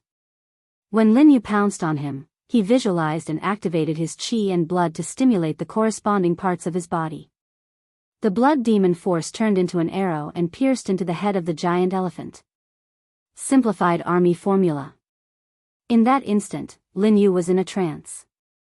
His limbs and head seemed to be tied to different horses. They were running in all directions.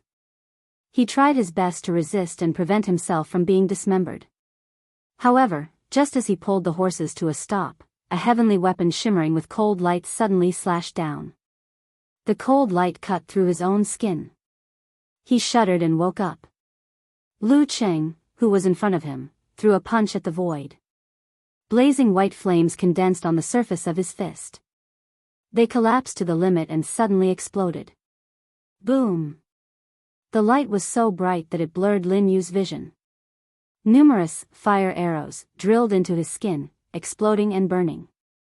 The 36th move of the fire sect, Devour.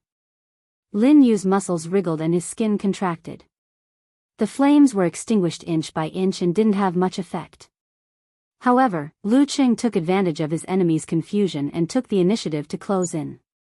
Bam! He punched out from his waist. Before that, he contracted his qi and blood and balanced them into Dan. He kept the burning heat away from the boundary and made the darkness even colder. Self-created unique skill, Lament of the Ice Queen. Lin Yu didn't feel the danger. He punched with absolute reaction, creating an air explosion in the narrow space. Bam! A muffled sound rushed into the sky. Lu Cheng's body swayed backward and maintained his center of gravity.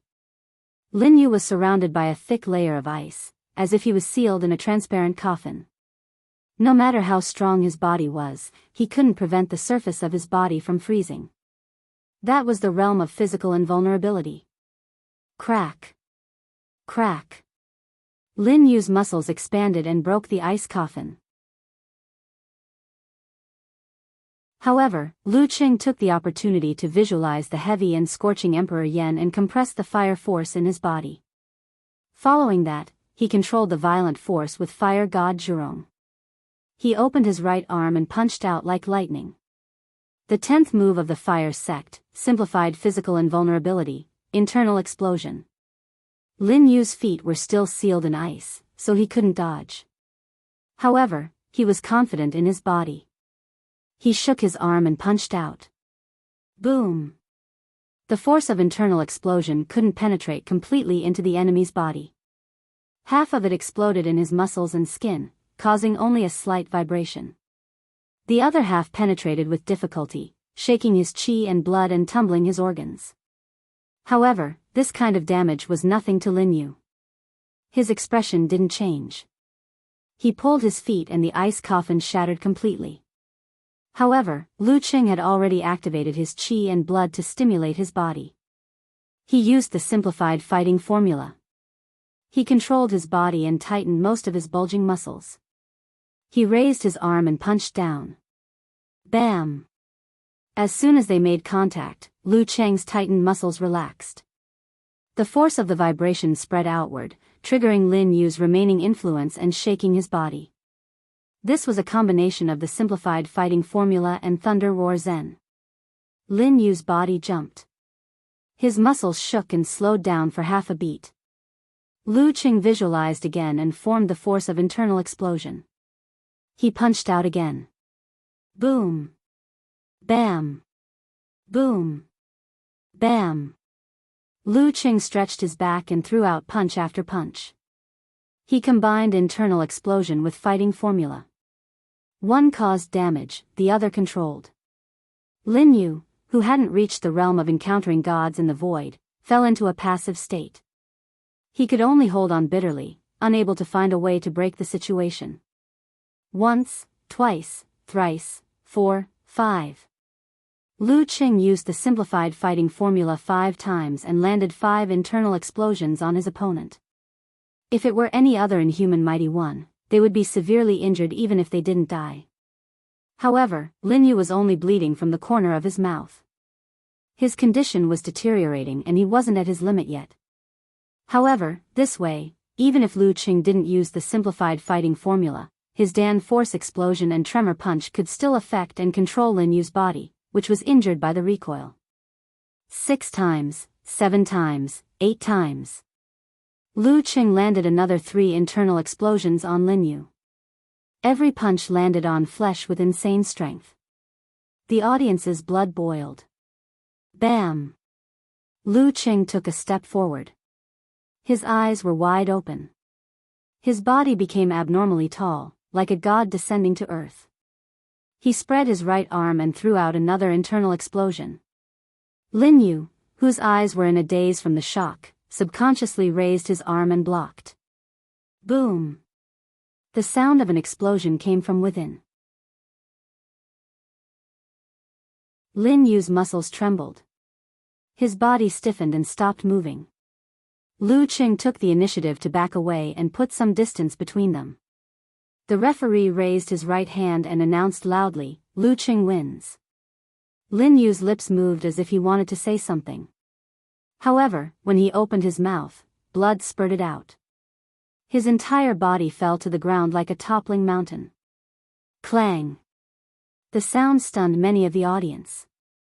In the Longhu Club forum, Pig Riding Knight said blankly, "What was Lu Qing doing earlier? He would have won earlier."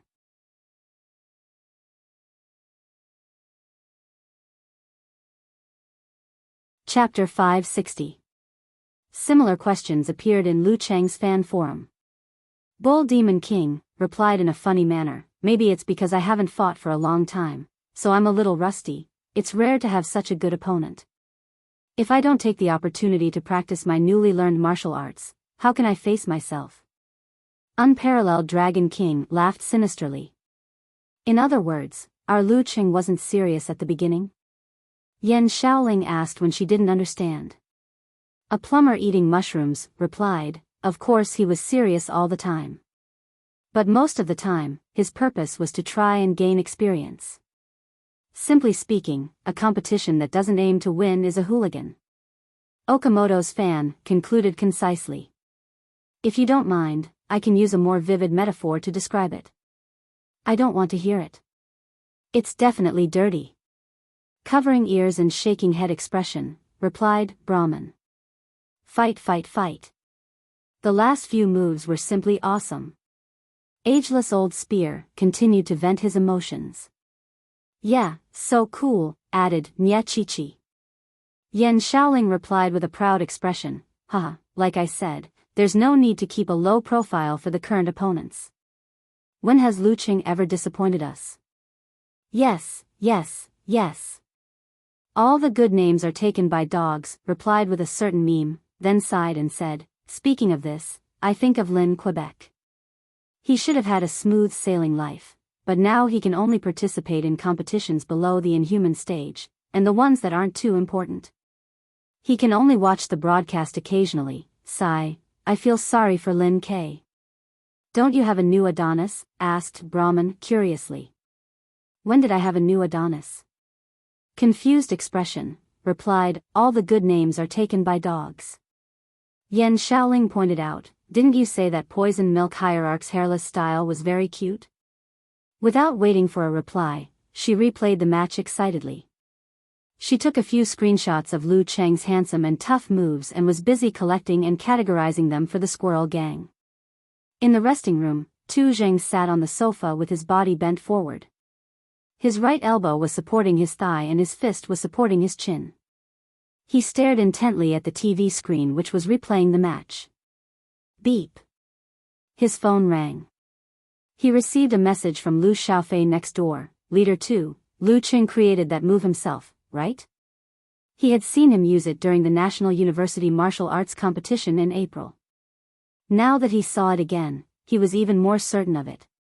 Yeah, it should be the result of comprehending boundless starry sky, absolute frost. That move was originally not perfect enough, but for him to come up with something new, it is indeed impressive. Tu Jing deliberated for a few seconds before replying to Lu Xiaofei. He should be the leader of this generation of inhumans who practice the unique skills of the Ice Sect. I don't know what the Wiyue Club is thinking, but they didn't stop him from joining us. After clicking the send button, Tu Jing remained silent for a moment before he suddenly sighed. Lu Cheng's performance was more than just awesome. At his current level, after comprehending the Fire Sect's physical invulnerability chapters, it wasn't strange for him to create a move or two. However, for a unique skill to have the power of a simplified physical invulnerability move, that was unimaginable. It was said that Lu Cheng's master had done something similar when he was at the Inhuman stage. He combined the skills of the Thunder Sect and the Ice Sect and created a Tremor Punch. The killer move was a simplified physical invulnerability move, but it was only similar. This was because the killer move was based on the simplified physical invulnerability move of the Ice Sect, Hibernation, with some new additions. As for Lu Cheng's move, it seemed to have been created from nothing. At least, no one had seen anything similar before for those below physical invulnerability. Sigh.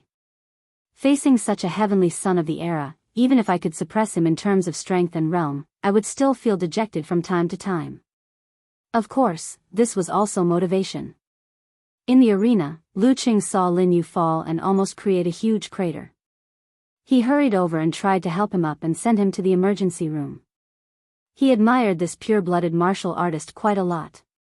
At this moment, Lin Yu supported himself with his arms and stood up slowly. He wiped the blood from his mouth and gave a thumbs up weakly. Impressive. You almost broke my old bones. Damn. He can still move. He's still alive and kicking. Lu Cheng's mouth was half open. He had forgotten what he wanted to say. He could control the minute details of his body and make precise repairs. If he took 5 internal explosions from someone of the same level, he would be seriously injured and on the verge of death. Other than being sent to the emergency room, he couldn't do anything else. However, Lin Yu took a total of 9 internal explosions and looked like he could still run home. He could barely hold on when all his injuries were detonated. In the blink of an eye, he recovered. The indestructible flesh body was truly perverse. He's really a freaking monster. He's really a demonic beast from Nebula M78, Lu Qing thought in surprise. However, even the strongest martial arts had its shortcomings. Immortal flesh couldn't produce all kinds of mysterious force. Only the recovery effect and defense ability were insane. Fierce, fierce. Each generation is more ruthless than the previous. Lin Yu shook his head with a smile and bowed. He turned around and walked towards the stone steps without a trace of hesitation. At first, he was still staggering. Later on, he was steady and steady. Phew, it's true that I have to experience it personally to be able to grasp the various impressive aspects of the indestructible flesh. Watching videos would only give me a superficial understanding of it, and I wouldn't be able to form a distinct impression of it. Lu Qing sighed to himself. Amidst the shouts of Lu Qing from the crowd, he walked down the arena and returned to his exclusive lounge. After sharing the details of the previous battle with Yan Zhika, Lu Qing collected himself and controlled his qi and blood.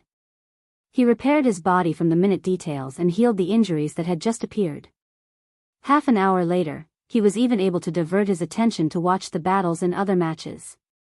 In the afternoon, he filled his stomach with Tu Zheng and Lu Xiaofei at the restaurant attached to the Guanhai Martial Arts Stadium. After that, he slept for about 40 minutes. After that, his essence, qi, spirit, will, and body were back to their peak and ready for another battle. This was the benefit of combining the all-seeing God, realm and the wholeness formula. In the afternoon, he watched the battles of Tu Zheng, Lu Xiaofei, and the rest of his teammates in the resting room. He took turns to ponder about the other popular matches and had a great discussion with his wife. During this process, Enchanting sent him a good news. He said that he had encountered a fifth pin inhuman. After a tough battle, he finally won by a hair's breadth and didn't embarrass himself by being eliminated in the first round. As for Peng Lian, who was fighting in the last match in the afternoon, with the help of the Encountering Gods in the Void, self-reflection, realm, his wave after wave godly skill had taken another step forward. Surprisingly, he did not face the predicament of nearly losing. From start to finish, everything was under his control. He seems to be a little stronger than me again. Lu Qing smacked his lips. In the evening, at the Sky Moon Martial Arts Stadium, Renli went up the stage and displayed the all-seeing God realm. She won without a doubt. This made Lu Qing feel an inexplicable pressure. Those two guys are improving at lightning speed. I can't be left behind again after working so hard to catch up. Full of energy, he returned to the hotel with Tu Zheng and Lu Xiaofei, who had also won. For the rest of the day, other than training and eating, Lu Qing didn't leave the room. As there were too many popular matches to pay attention to, there were piles of videos he wanted to watch, and there were too many details to figure out. He didn't have the time to wander around. Yan Zhika was always very interested in such things. She seemed to have put herself in her shoes and was also participating in the Battle of the Kings. She chatted enthusiastically with Lu Qing. After the first round ended, there was a day's rest. Lu Qing was still holed up in the hotel, researching the competitors who were stronger than him. He was so busy that he didn't even have time to play games. He picked up his phone and replied to his little fairy. Just as he was about to put it down, he suddenly received a notification that he had been added to a discussion group. "Let's meet up tonight," asked Enchanting. This time, he had learned his lesson and formed the Lin Fu food group. Another day. I still have a bunch of battle videos to watch. "Let's meet up after the double elimination round," replied Peng Lian, who had changed his nickname to Physics Laborer. +1. Renli added. Lu Qing looked at the video on his tablet and replied with a laughing expression, "What a coincidence. Damn it, a bunch of youths who are addicted to battle videos." In this rhythm of life, it was already evening. The organizing committee announced the matchups.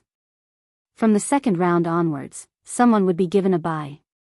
After 3 rounds, there would be exactly 64 fighters left. I want to advance straight away, but I also want to have a real fight. What a conflicting feeling. Lu Qing scrolled down the page and found the name of his opponent. Sky Moon Martial Arts Stadium, 5th match tonight, Longhu Club, Lu Qing vs. Daxing Temple, Zhitong. Zhitong? I heard that he was quite famous. In his generation, he was only inferior to Wisdom King Zhi Hai and senior brother Zhi Ren. Lu Qing was stunned at first, but was immediately overjoyed. Finally, he could witness the strength of a direct disciple of Daxing Temple. Half an hour later, he received a message from Yan Zhika while he was studying the video of Zhitong's match. It was a link to a news article. He clicked on it. Zhitong was stopped by the official reporter of Battle of the Kings, outside the Zen temple where he lived. He accepted the interview. He put his palms together and said, "Namo Amitabha. A monk doesn't lie. This humble monk wants to win against almsgiver Lu." The video ended and the reporter commented, "He also has the strength to win."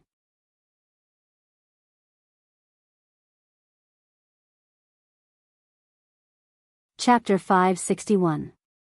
After the news ended, it switched back to the anchor. He chuckled and said, "As you can see, Zhi Tong, Peng Lian, and Ren Li's opponents all expressed their desire to win.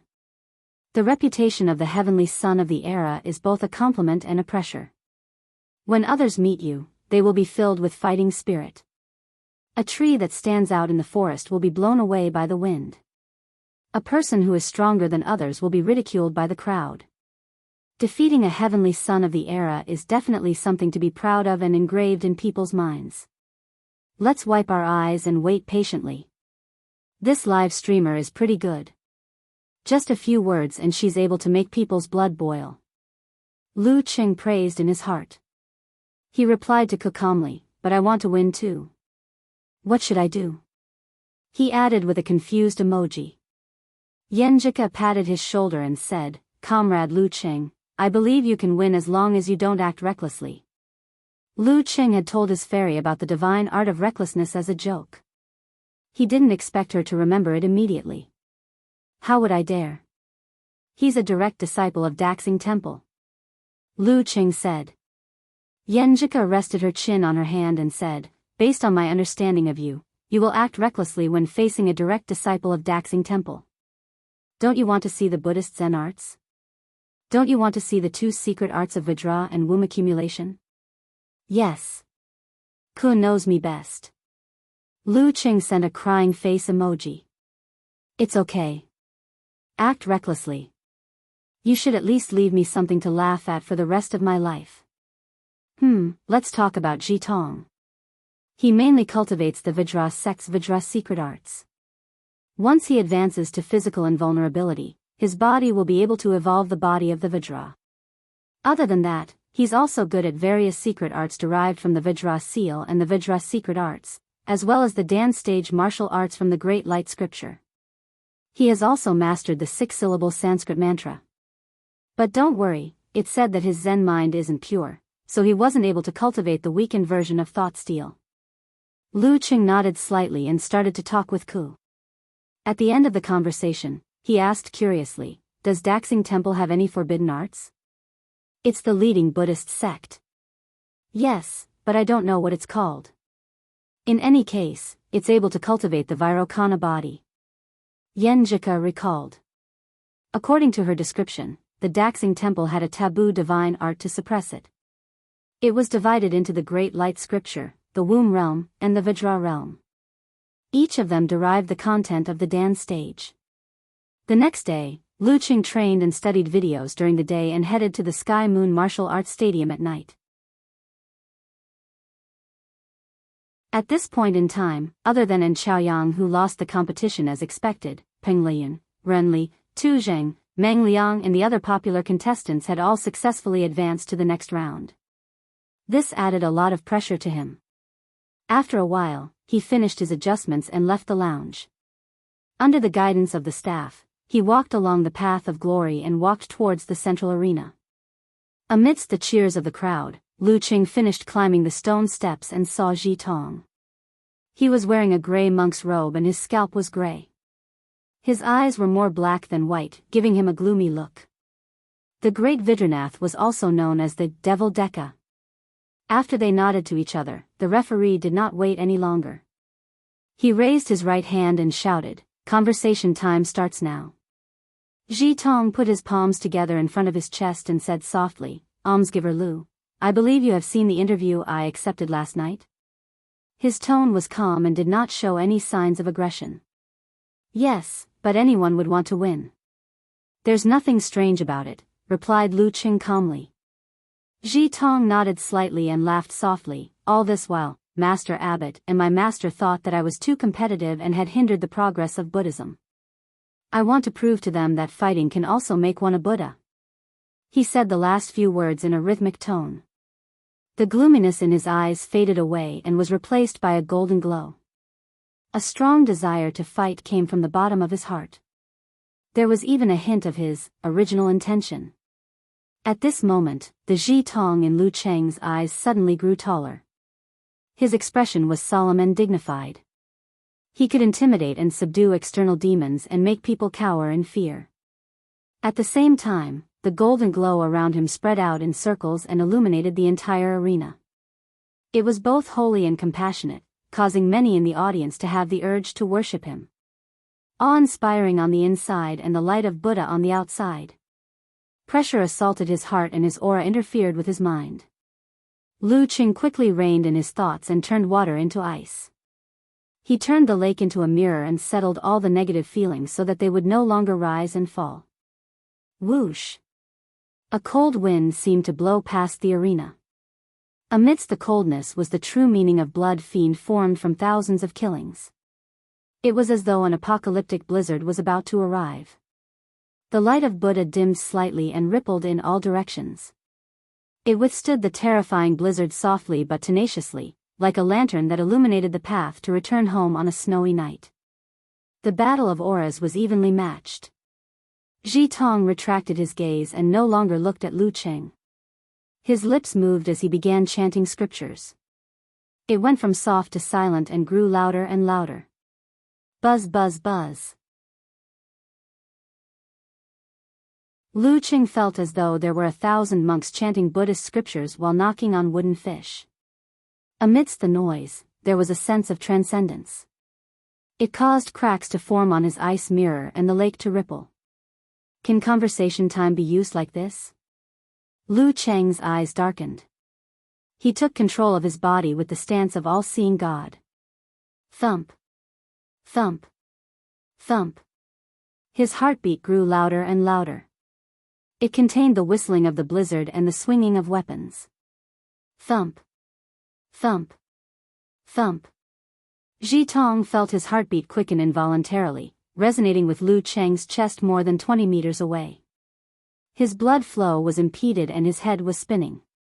Just as the two were exchanging blows across the air, the referee raised his arm and waved his hand. He announced loudly, "Begin." The second round of the Battle of the Kings preliminaries had officially begun. Kacha. Ji Tong took a step forward and stepped on the lotus flower. In an instant, he was 5 meters away from Lu Cheng. The light of Buddha around him had yet to dissipate. Without stopping, he shook his right arm. His palm seemed heavy but was actually swift. His skin was golden, as though cast from brass. It was the great Vajra palm derived from the Vajra seal of the Vajra sect. Bam! This palm strike solidified the air in front of it, causing it to condense inch by inch into a steel plate that headed straight for Lu Cheng. The second attack was the chi followed by the palm strike.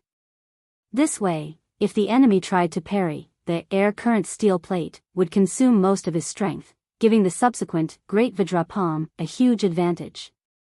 Lu Cheng didn't move around. He calmly withdrew his chi and blood and exploded his Dan force.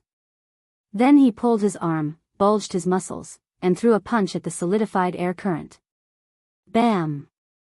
The steel plate scattered and the air current turned into waves. A pale golden palm struck out from the eye of the storm and was about to hit Lu Cheng's fist. Without much resistance from his opponent, Ji Tong could shatter the bones of a martial artist of the same level with a single palm strike. At this moment, a muffled explosion sound came from Lu Cheng's fist and wrist. His exhausted attack was rejuvenated and moved forward another inch. The 15th style of the fire sect, jet spray. This was another type of application. Bam! The pale golden palm shook as if it was about to shatter. At this moment, Ji Tong extended his other hand from his waist.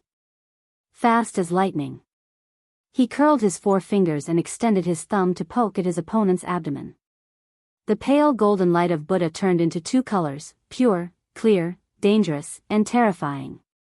Vajra seal, demon vanquishing finger.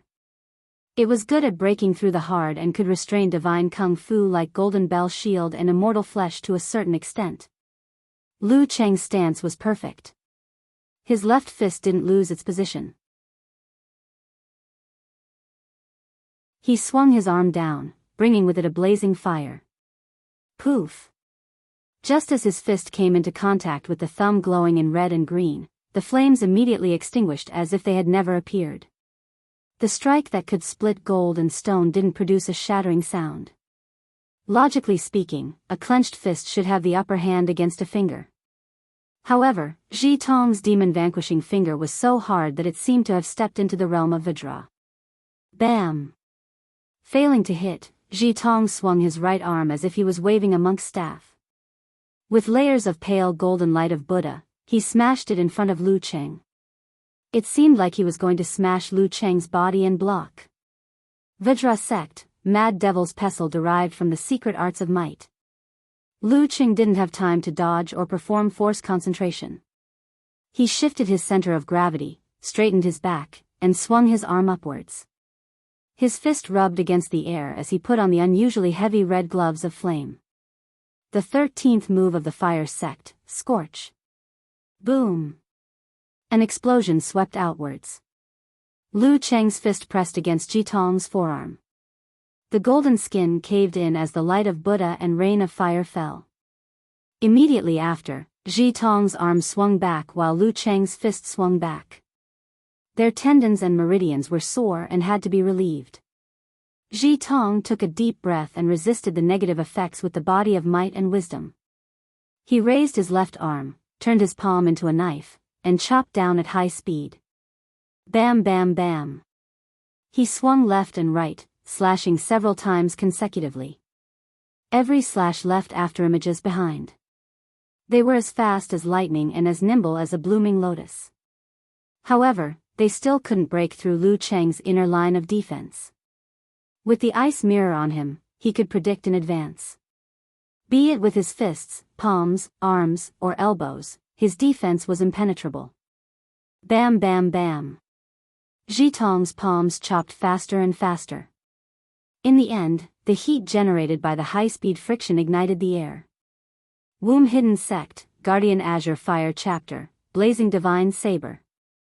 With a leap, the crimson flames spread and burned towards Lu Cheng from every part of the palms, forming a net of fire. Lu Cheng's eyes were illuminated by the flames.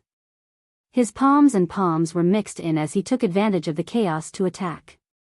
Faced with such a situation, he wasn't surprised. Instead, he was delighted. He casually threw out a punch. The crimson flames converged on the surface of his fist and collapsed inward, absorbing the surrounding flames. In an instant, it reached its limit and suddenly exploded. Boom! The blazing white light blurred Ji Tong's vision. The flames that were burning towards Lu Cheng rolled back with the wind and waves, surrounding him. The 36th style of the fire sect, Devour. Emperor Yen force had always interfered with the flames of others. Emperor Yen, the sovereign of fire. Lu Cheng lowered his body and was about to approach Ji Tong to give him a severe warning, or lament of the Ice Queen. However, at this moment, a grand, solemn, and sacred Buddhist voice suddenly rang in his ears. Ma. Once the voice was heard, heaven and earth seemed to be connected. The surrounding airflow contracted and turned into a swamp, forming a cage. It froze the flames and restrained Lu Cheng. 6 syllables of Sanskrit mantra, Ma syllable. Lu Cheng knew he was in trouble the moment he froze. Seeing that he couldn't throw a punch, he immediately redirected his chi and blood, expanded his muscles, and used pure strength to break free from the entanglement.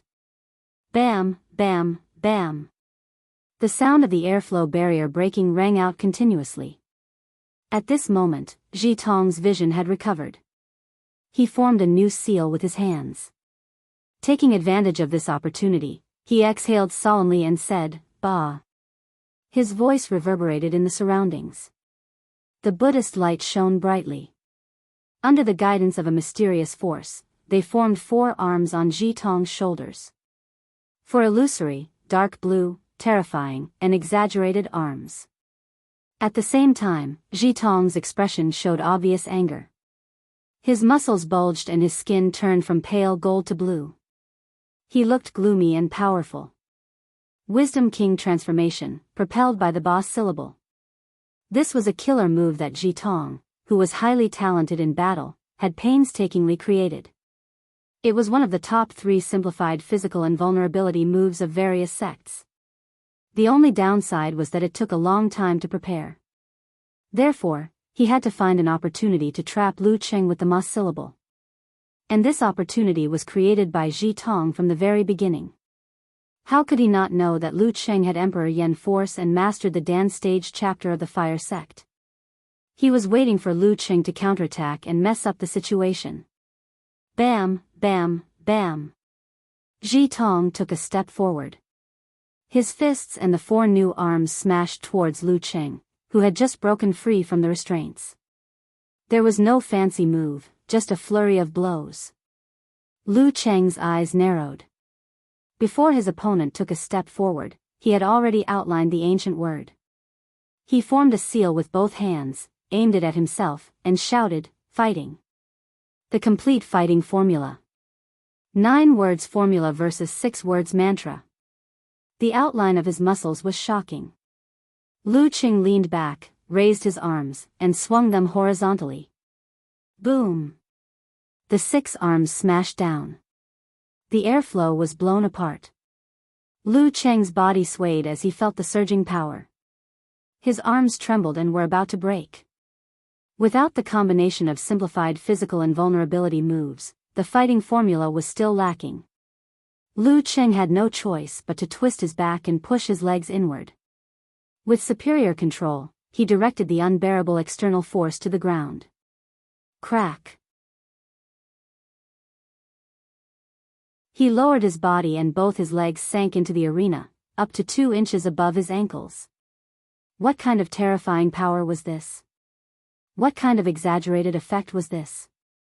In the Longhu Club, Optimus Prime Longjun wiped the sweat off his forehead as he walked out of the volcano laboratory. He saw Dragon King, Chen Qitao, watching the battle between Lu Cheng and Ji Tong. Wisdom King transformation? Longjun took a glance and clicked his tongue. "It's just a pretty face," Chen Qitao commented succinctly. Longjun smiled and didn't say a word.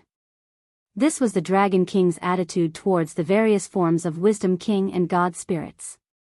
From his point of view, the formation of 4 arms and 3 heads was a requirement of the Buddhist and Taoist sects when they preached. It was to shock the masses and gather believers. However, in a real battle, it would appear to be a waste of energy. If he had the time, he could just form them into spheres. Not only would it take less time to prepare for the 3 heads and 6 arms Wisdom King transformation, but the effect could also be concentrated, increasing the power by at least 20%. Under the guidance of this philosophy, the secret arts of the fire sect that he inherited from the Taoist sect were modified beyond recognition. He was often mocked by warrior sages for being a tortoise puncher. Lu Cheng's qi and blood were churning violently, his muscles were trembling. His legs were trapped in the limestone. For a moment, Lu Cheng couldn't pull them out. His right arm's skin turned black, and his bones and tendons were extremely sore. He temporarily lost the ability to exert force. Ji Tong retracted his angry form and became solemn again. He clasped his palms together. Under the guidance of visualization, he gathered all the remaining Buddha's light in the center of his closed palms. He was going to use the simplified physical and vulnerability move from the Great Light Scripture, Tathagata's finger, to clinch victory. This was also a move that was hard to defend against. It was extremely taxing on the body. However, once it hit the enemy, even if the enemy had the indestructible flesh body, they would still be penetrated if they hadn't reached physical invulnerability. However, the preparation time was too long, and the signs were obvious. If he hadn't stopped Lu Qing on the spot, Ji Tong wouldn't have wasted the time to use it. As for now, it was time to finish it in one fell swoop. Dong dong dong. Lu Cheng's heart raced as he sensed a strong sense of danger. He couldn't be bothered to clean up his wounds and regroup. He seized the time to visualize the deep and cold dark universe and the heavy great sun that was finally ignited by the accumulation of dust. Mutated version of severe warning. At this moment, Ji Tong opened his palm slightly and a crack appeared. An extremely bright laser shot out like the finger of Mahavairakana, heading straight for Lu Cheng's lower abdomen. Such speed was comparable to lightning, not something a human could achieve. Therefore, if Lu Cheng didn't dodge in advance, he wouldn't be able to dodge it. The referee wouldn't be able to save him either. It was because of this that Ji Tong didn't choose a vital part. However, just as his closed palms were about to split open, Lu Cheng seemed to have a premonition. He swung his left arm downwards and smashed his fist. Darkness enveloped him. Poof! The laser hit the surface of his fist and dissipated instantly, leaving only a faint mark of fire. Ji Tong's pupils shrank as if they were needles.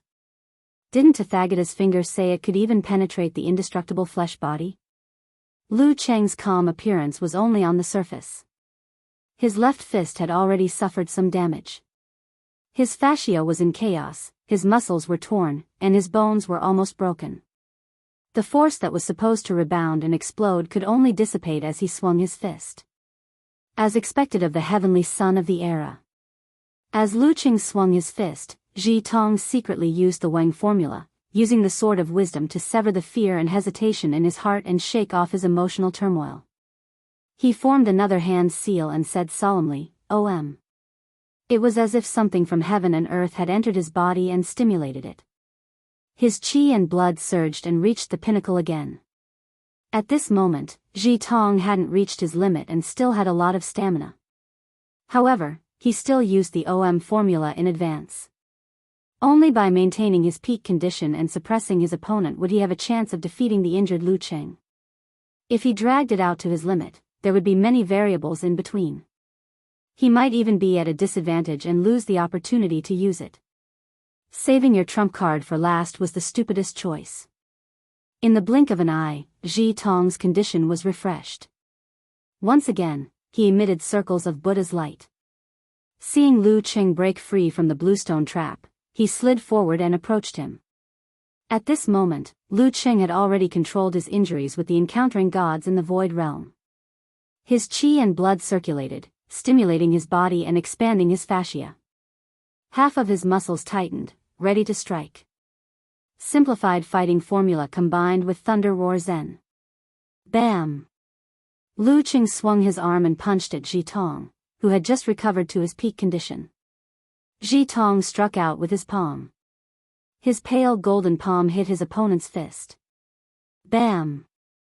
Lu Qing tightened his muscles in a hurry.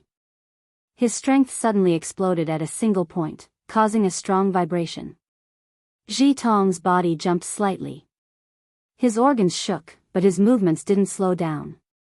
Lu Qing circulated his qi and blood again, using the simplified fighting formula.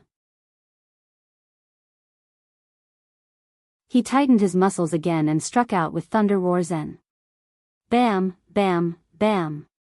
He spread his arms and swung them with every step.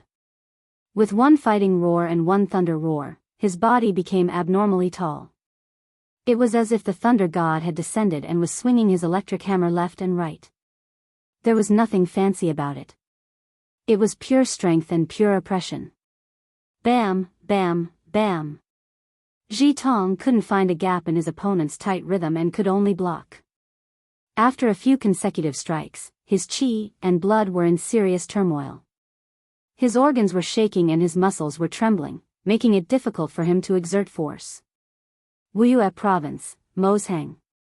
Seeing this, Geyser clicked his tongue and said, "This brat finally has some of the demeanor of, ahem, the old me when I killed an inhuman with 19 Thunder Roar Zen." After 5 punches, Lu Qing slowed down and changed his rhythm.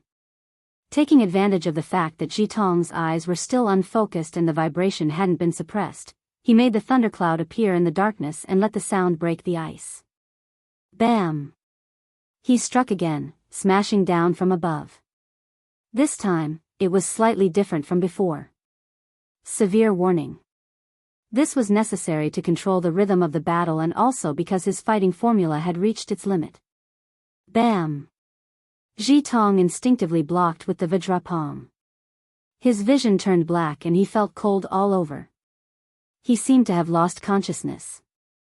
Lu Qing took half a step forward and visualized Emperor Yan, compressing his fire force. His eyes widened as if the fire god Zhurong had appeared in the void. He punched out with his left fist, aiming for Ji Tong's waist. Boom! Ji Tong's mind was stabilized with a hum, and he quickly broke free from the freezing of his thoughts. He barely managed to block the attack, but the power of the implosion completely triggered the tremors that he had been painstakingly suppressing. His organs and tendons were also damaged, and his legs that wanted to dodge temporarily lost their strength. As his body trembled, Lu Qing straightened his back and threw a punch. It was the same size, the same power, and the same internal explosion. Because of his encountering gods in the void realm, his internal explosion punch was much simpler and shorter. He could now take advantage of his opponent's delay due to the vibration and injuries. After a boom, Lu Qing raised his left arm and raised his right fist again. Another internal explosion and dantian, not giving his opponent any time to adjust. Boom! Ji Tong's palm pressed against his lower abdomen. He felt something exploding in his body. His mind buzzed and his vision turned red. Blood flowed out from the corner of his mouth. His body went limp and fell onto Lu Cheng's raised arm. The same question echoed in his mind. Why? Why is it that even though I'm back at my peak, I'm not as good as I was in the first half of the battle? Lu Cheng turned his fist into a palm and supported Ji Tong firmly. The referee's voice rang in his ears. Lu Cheng wins. It's like a bug in the system. Lu Cheng can easily take down any opponent who isn't in the same realm as him. Long Zhen shook his head and laughed, standing tall like a mountain. That little monk is too stupid. He actually went head-to-head with an opponent with all-seeing God. At some point, Ning Zidong had appeared in the control room of the laboratory.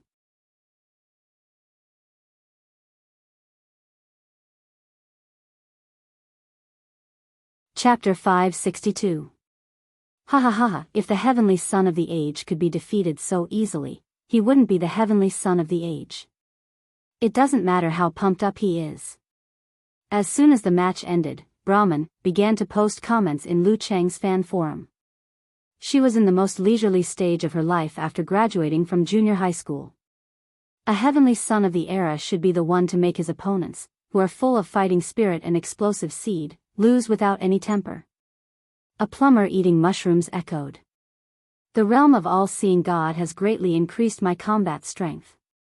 Unparalleled Dragon King replied absent-mindedly. Eternal Nightfall Yan Shaoling said, setting off Firecracker's expression, let's not talk about these useless things. Let's go crazy together. Get your hands ready and prepare your precious resources. What resources do you have? Laughing sinisterly expression, Okamoto's fan said. I have resources from all kinds of old and young idols starring in TV series. More than 2 Ts. Motherf asterisk Kerr, I used to put it on the internet and almost lost it. Yan Shaoling replied with a crying expression. You just defeated Ji Tong, what resources do you have to share? The real opponents are still to come. Not to mention the old grandpas, there are still Ji Ren, Meng Liang, Go Wen, Wang Xian, Ren Li, Jing Shiduo, and Peng Liyun. You might meet them in the 3rd round. Even if you don't, you won't be able to avoid them in the double elimination round of the top 64. Unparalleled Dragon King stopped Yan Xiaoling's celebration. Let's celebrate after we defeat one of them. Actually, it doesn't matter. Other than Ren Li and Peng Liyun, the rest have been at the inhuman stage for a few years. It's normal to lose to them. I have a good mentality. Rolling expression, Yan Shaoling said. In the resting room of the Guanhai Martial Arts Stadium, a monk in a gray robe was watching the battle between Lu Cheng and Ji Tong. His face was thin and oval, with a broad forehead and drooping eyes. He was Daxing Temple's senior brother, Ji Ren, who was said to be a mighty one who could reach physical invulnerability within a year. After pondering for a while, he suddenly stood up and stepped on the ground. His body swayed backward like a piece of paper, as though he was trying to avoid the consecutive attacks of the illusory Lu Cheng. The resting room was small. He quickly retreated to the wall and then to the ceiling, as though he was stepping out of a lotus flower. Retreating in order to advance. In the presidential suite of a 5-star hotel, a girl with 2 braids stared at the TV screen, replaying the scene of Lu Cheng defeating Ji Tong over and over again. She looked ordinary, but her eyes were bright. She had some Miao blood in her. She was about 25 or 26 years old. She was the proud disciple of the Black Tortoise sect, Go Wen. After a moment of serious contemplation, Go Wen put down her feet and stood in the middle of the living room. She pushed out her palms heavily and interweaved a dense network. The sound of water was vast and mighty, like a surging river. Lu Cheng's attack was only a few iron chains. They could stop the ship, but they couldn't stop the current. She stopped and adjusted from time to time. Gradually, the girl felt more confident. In a certain room on the 33rd floor of Wanhua Hotel. Tu Zheng held the remote control in his hand. His gaze was unfocused as he stared ahead. His mind was filled with images of Lu Cheng's continuous thundering zen and internal explosion. How should he deal with it? After thinking for a while, he retracted his gaze and regained his composure. He put down the remote control and walked to the desk with an empty space. He lowered his waist and got into position. As the flames burned his body, his potential was stimulated. Sounds of tendons stretching and bones popping could be heard from Tu Zheng's body. He grew taller in an instant. Bang! Bang! Bang! He controlled his strength and swung his fist forward. In his imagination, this was a combination of explosive secret arts and flaming cannon punch. He was going to fight Lu Cheng head-on and tremors against tremors. In the end, it would be internal explosion against internal explosion to see who could last the longest. They were both in the realm of encountering gods in the void, but he, who was close to attaining physical invulnerability, was clearly superior to Lu Cheng. Rather than battle strength, it was better to compete in levels. While the popular fighters were imagining how to overcome the situation, Lu Cheng bowed and watched as Ji Tong was helped to the emergency room. His injuries weren't fatal, but they were serious enough. In comparison, Lin Yu, who could leave on his own after taking 9 internal explosions, was like a transformer. His qi and blood circulated slowly, stimulating a certain part of his body. Lu Cheng, whose mind was empty, was full of energy again.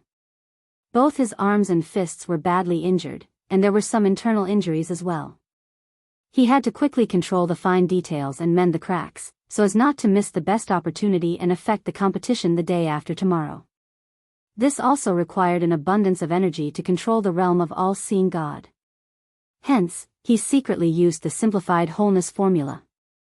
After secretly mending, Lu Cheng walked down the stone steps amidst the thunderous cheers and took back his phone and other items from the competition supervisor. Just as his screen lit up and he logged into the app, he saw a message from Yen Jika. What a pity. You almost lost, shouldn't you be happy that I won the competition? Lu Cheng slowed down and replied with a laugh. Yen Jika replied shyly, I'm a little disappointed. I didn't even have the chance to laugh at you. Only a little disappointed. That means you're mostly happy. Lu Cheng pointed out with a smile. Yen Jika replied, covering face expression and sign expression, don't expose me. At this moment, the official reporter of Battle of the Kings walked over and blocked Lu Cheng's path with a smile. He smiled and said, I finally have the chance to interview you. Not every match had an interview after the match. Still 3 questions? Lu Cheng asked with a smile. Yes. The reporter with a longer face pondered and said, in the match between you and Ji Tong, why were you on par with him in the first half and even at a disadvantage? Why did you suppress him in the second half and leave him no chance? Lu Cheng thought about it seriously and said, I didn't participate in the competition purely to win. I also hoped to learn more while winning. I wanted to see different kinds of martial arts and increase my accumulation. The secret arts of Daxing Temple are indeed extraordinary. I almost lost. Really? I see. The reporter nodded slowly. After a few seconds, she suddenly froze and realized something. Lu Cheng's high-sounding explanation, in other words, was equivalent to him not being serious at the beginning because he wanted to experience more of Daxing Temple's secret arts. He made it sound so reasonable that even I was sucked in. Well, it's not right to say that he wasn't serious. He just didn't try to seize the initiative and complete the absolute suppression at the beginning. Of course, this kind of thing couldn't be said directly. If Ji Tong was really pissed off, it wouldn't look good when he met the people of Daxing Temple in the future. The reporter didn't harp on the previous question. She smiled and said, congratulations on entering the 3rd round of the preliminaries. At this stage, there's a small chance that you'll be matched against those popular mighty ones. What do you think? What else can I do? Fight. I can't deny that many of them are stronger than me. I can only do my best to grasp this slim chance. Lu Cheng smiled calmly. If I can win one, it's a holiday. If I can win too, it's a New Year's holiday. Neither arrogant in victory nor discouraged in defeat. The reporter praised from the bottom of his heart. After the interview, Lu Qing returned to the resting room and focused on controlling his body. He planned to take the club's hired car to the underground parking lot before all the matches ended tonight. That way, it wouldn't be too congested. In the stands, a young man with black hair mixed with silver suddenly stood up. He squeezed from the center of the row to the edge like a fish and walked towards the washroom. He knew that his chance to get the Jindan had come. It wasn't that he didn't have the confidence to take down Lu Qing in his best condition. However, it would definitely be troublesome. Once the battle dragged on, it would be full of variables. Regardless of Hua Qing or Lin Fu, there was no lack of mighty ones with physical invulnerability. When the time came, he would be the one in trouble. During the first round, Lu Qing was competing in the morning. He could rest in the inhuman environment and only leave when he was back to his peak. Furthermore, he was accompanied by his teammates, so he didn't dare to act rashly. Along the way, he had forged his identity, sat in an unlicensed car, stayed in a small hotel, and even under a bridge. He had been waiting for this day as a vagrant. Now, Lu Qing was exhausted after the battle. He might even be injured. Furthermore, it was night time. He definitely had to go back to the hotel to rest. Gutong wore an ordinary black t-shirt and casual pants. He disappeared from the washroom corridor without attracting any attention.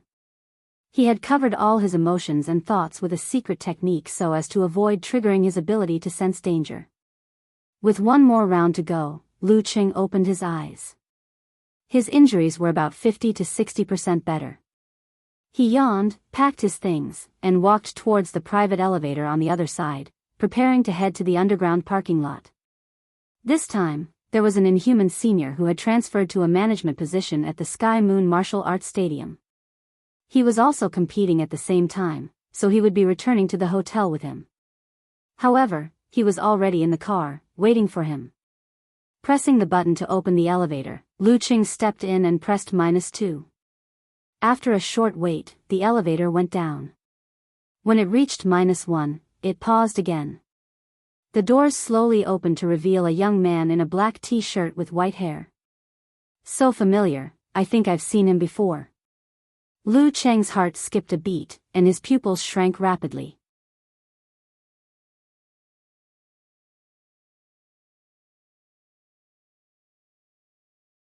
Chapter 563. Without thinking too much, Lu Qing squatted down abruptly based on his past experience and instinctive sense of danger. He guided his qi, blood, force, and spirit to gather in his lower abdomen. At this moment, Gu, whose black hair was mixed with silver, revealed a cold look in his eyes. Red and white intertwined in his eyes. He exhaled and said, "Army." Without any hand signs or preamble, it was released with the sound.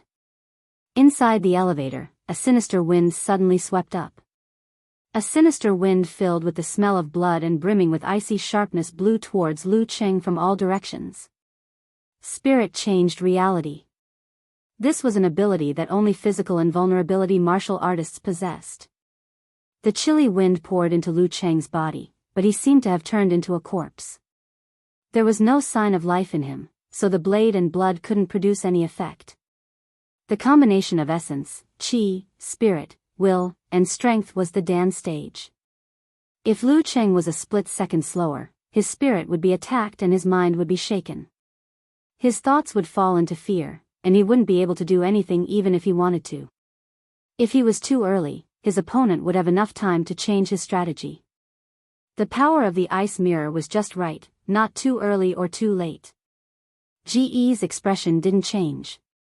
He was mentally prepared for the failure of his attack. Facing the squatting Lu Qing, he imagined his opponent's counterattack.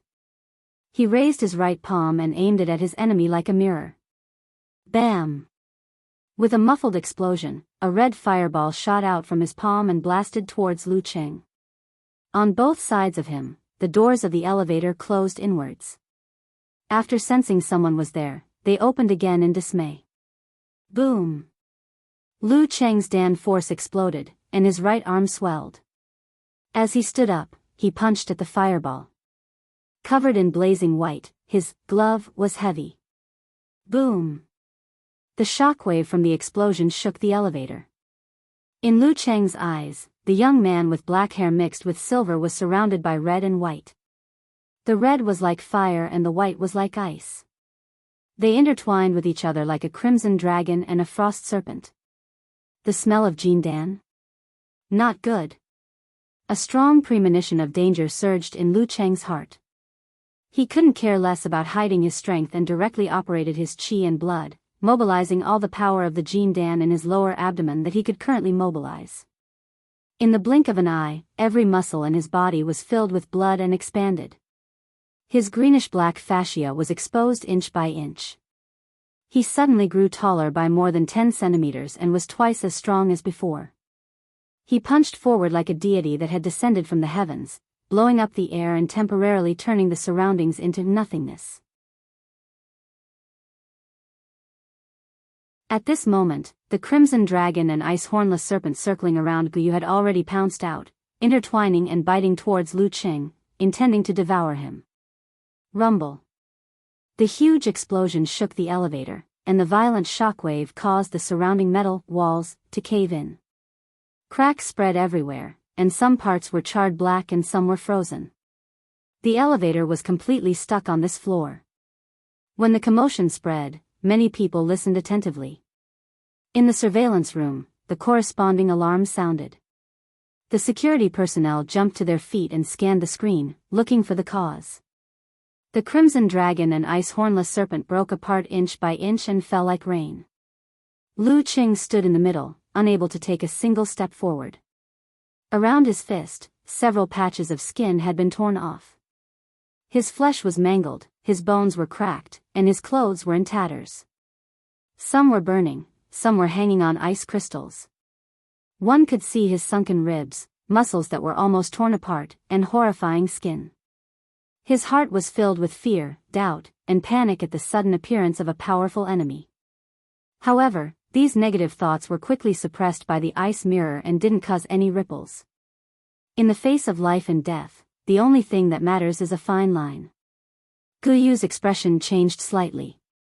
Without hesitation, he spoke again, confrontation.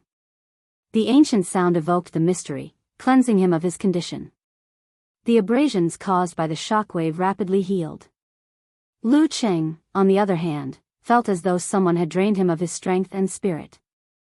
He couldn't suppress the sleepiness and exhaustion that surged to his head, almost causing him to faint. His heart tightened. He immediately circulated his qi and blood to stimulate his body. He used the simplified wholeness formula for the second time, allowing the light in his eyes to gather again. However, this wasted precious time. Guyu placed his palms together, one above the other. In the center of his palms, a crystal ball with a white base and crimson spots appeared. It was like a mirage of the starry sky. With a solemn expression, he flipped his palms and pushed them forward, striking out the resplendent ball. From the beginning until now, he had given it his all. Once he took the initiative, he used his most powerful killer moves in order to end the battle quickly. The crimson and white reflected in his eyes grew bigger and bigger. The fear in Lu Cheng's heart subsided instead of rising. Without relying on the ice mirror, he entered the indifferent overlooking state of the all-seeing God. He quickly and calmly visualized the boundless dark and cold universe, as well as the accumulation of dust to ignite his Vairocana. Bam! He shook out his left arm like a robot and shot out his fist. The surface of his fist was covered in a layer of darkness. As soon as the darkness came into contact with the resplendent ball, it immediately plunged the surroundings into a pitch-black darkness. Following which, a blinding light exploded, followed by an exaggerated, dull sound. Rumble. The elevator was already distorted beyond recognition. Guyu took 2 steps back. His t-shirt was still intact, but Lu Cheng, who was surrounded by flames and mist, had a few broken bones. His left arm was charred black and hanging limply. His legs were visibly trembling, his muscles trembling. Seeing his opponent's calm and bloodthirsty gaze, Guyu opened his mouth again calmly. Before Lu Qing pounced, he spat out a word, formation. The ancient voice reverberated. The air around Lu Qing solidified inch by inch, turning into steel plates that bound him to the spot.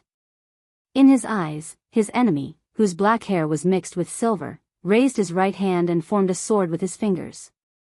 At the tip of the sword, a white, dangerous light gathered and aimed at the dangerous light on Lu Cheng's forehead. At the same time, there was a sigh in his eyes, as though he was sending Lu Qing off to his death. Ignoring the damage to his body, Lu Qing reached Dan equilibrium. Gritting his teeth, he borrowed the power of the nebula in his lower abdomen to compress his qi, blood, spirit, and fire force, pushing them away from the darkness at the edge. Just as the light was about to shoot out, Guyu saw Lu Cheng's Dan force gushing out. Dragging the bindings, he pushed his palm forward with difficulty. They were more than a meter apart. Guyu's lips curled. He was about to end his opponent's life with the ice prison holy light. At this moment, Lu Cheng's palm hit the void lightly. The temperature in front of him dropped sharply. A faint blue light condensed and spread rapidly, freezing Guyu's body. That dangerous white light shot out at the same time. After penetrating layers of ice, it landed on Lu Cheng's other raised palm. Half of it was penetrated, but no blood flowed out. It was sparkling. The complete version of the Lament of the Ice Queen. Crack. Lu Qing used the stimulation of pain to summon his remaining strength and completely broke free of the bindings. Pushing off with his feet, he pounced at his dangerous enemy, whose body was sealed in ice. His bloody fist burst out from his waist and hit his opponent's abdomen with a bang. He didn't have any thoughts and could only make an instinctive judgment. Since his opponent had been attacking from afar, he had to drag him into a melee fight. It's either you die, or I die. No, I have to leave this place alive. Lu Cheng's aura surged and shook Guyu's heart, making him feel fear that he hadn't felt in a long time. He hurriedly activated the Jin Dan he had formed and squeezed out a few times more strength. Crack. The ice layer shattered. Guyu's muscles bulged, causing his black t-shirt to burst. His left arm thickened by 2 times, like the arm of an evil spirit. Then, he threw a punch at his opponent's attack. He had enough confidence in this punch. He was sure that no inhuman martial artist would be able to withstand it. If he didn't take advantage of the opportunity to retreat, he would definitely suffer a fracture, or even worse. Boom! The 2 fists collided with a deafening explosion. Guyu could feel Lu Cheng's weakness. A flash of joy flashed across his heart. Before his joy faded, he suddenly heard the sound of bones breaking. He saw that his opponent's hand and arm were twisted abnormally. However, he didn't back down at all. Instead, he pressed his feet inward and crushed the metal at the edge of the elevator into pieces. Poof! Guyu's punch broke Lu Cheng's fist and arm. It didn't stop there. It hit his abdomen, piercing through his flesh and destroying a part of his intestines. Why isn't he retreating? Guyu was stunned. He saw that Lu Cheng's eyes were calm to the point of coldness. However, they also showed the desire to live and the desire to show off. His abdomen muscles wriggled, binding Guyu's unretracted fist. His unbroken right arm had already been raised. Along with the activation of the simplified fighting formula. When enemies meet on a narrow path, the brave wins. Lu Cheng's eyes were wide open. His right fist, with his bulging arm, swung at Guyu's head. Guyu hurriedly raised his arm and formed a layer of ice to block. Bam! The punch landed. With a crack, Guyu's ice layer shattered and his arm bent. In a contest of physical strength, Lu Cheng had the absolute upper hand. He roared. Without thinking about the backlash, he used the simplified fighting formula again. His fist gathered strength on the spot and swung downwards again. Guyu panicked. He opened his mouth and spat out a life-saving cold light at Lu Cheng. Lu Cheng didn't dodge. He merely tilted his head, letting the cold light graze his face with a piece of flesh. Bam! The air exploded. His fist smashed into Guyu's head, smashing it into pieces. Crimson and milky white spurted diagonally behind him like a watermelon that was run over by a car. Thump, thump. 2 exploded eyeballs fell to the ground one after another, leaving behind traces of despair. Guyu's bloody fist retreated from Lu Cheng's abdomen. Together with his body, which only had half a head left, they fell backward. From the beginning until now, the whole process had taken less than 20 seconds. Lu Cheng was just about to catch his breath when he suddenly sensed danger. He hurriedly moved his broken and unbroken arms, one below and the other above to protect his vital parts. His body also quickly curled into a ball in an attempt to minimize the damage. Boom! At Guyu's lower abdomen, his Jindan went out of control and exploded. Crimson and white light engulfed the surroundings, destroying 2 walls and leaving Lu Cheng with bruises all over. The wind and waves receded. His body was still curled up. He felt very sleepy and cold. He couldn't open his eyes. His vitality was quickly draining away in the darkness. I can't sleep. I can't sleep. If I sleep, I won't wake up. Lu Cheng tried his best to think of his parents. He thought of Yan Zhika's beautiful and shy face. He thought of all the scenes of the past. He used them to ignite a strong desire to live. He held on with a strong will. After an unknown amount of time, he finally heard the sound of noisy footsteps and the sound of cold air being sucked in. Luckily, there's an emergency room in the martial arts arena. His thoughts gradually blurred. In the Sky Moon martial arts arena, the audience was attracted by the fierce battle in the arena and didn't notice anything else. After a while, they realized that the emergency room was in chaos. You're tuning into the Romantic Tales YouTube channel. Don't forget to subscribe and join us on this journey to catch the most captivating stories.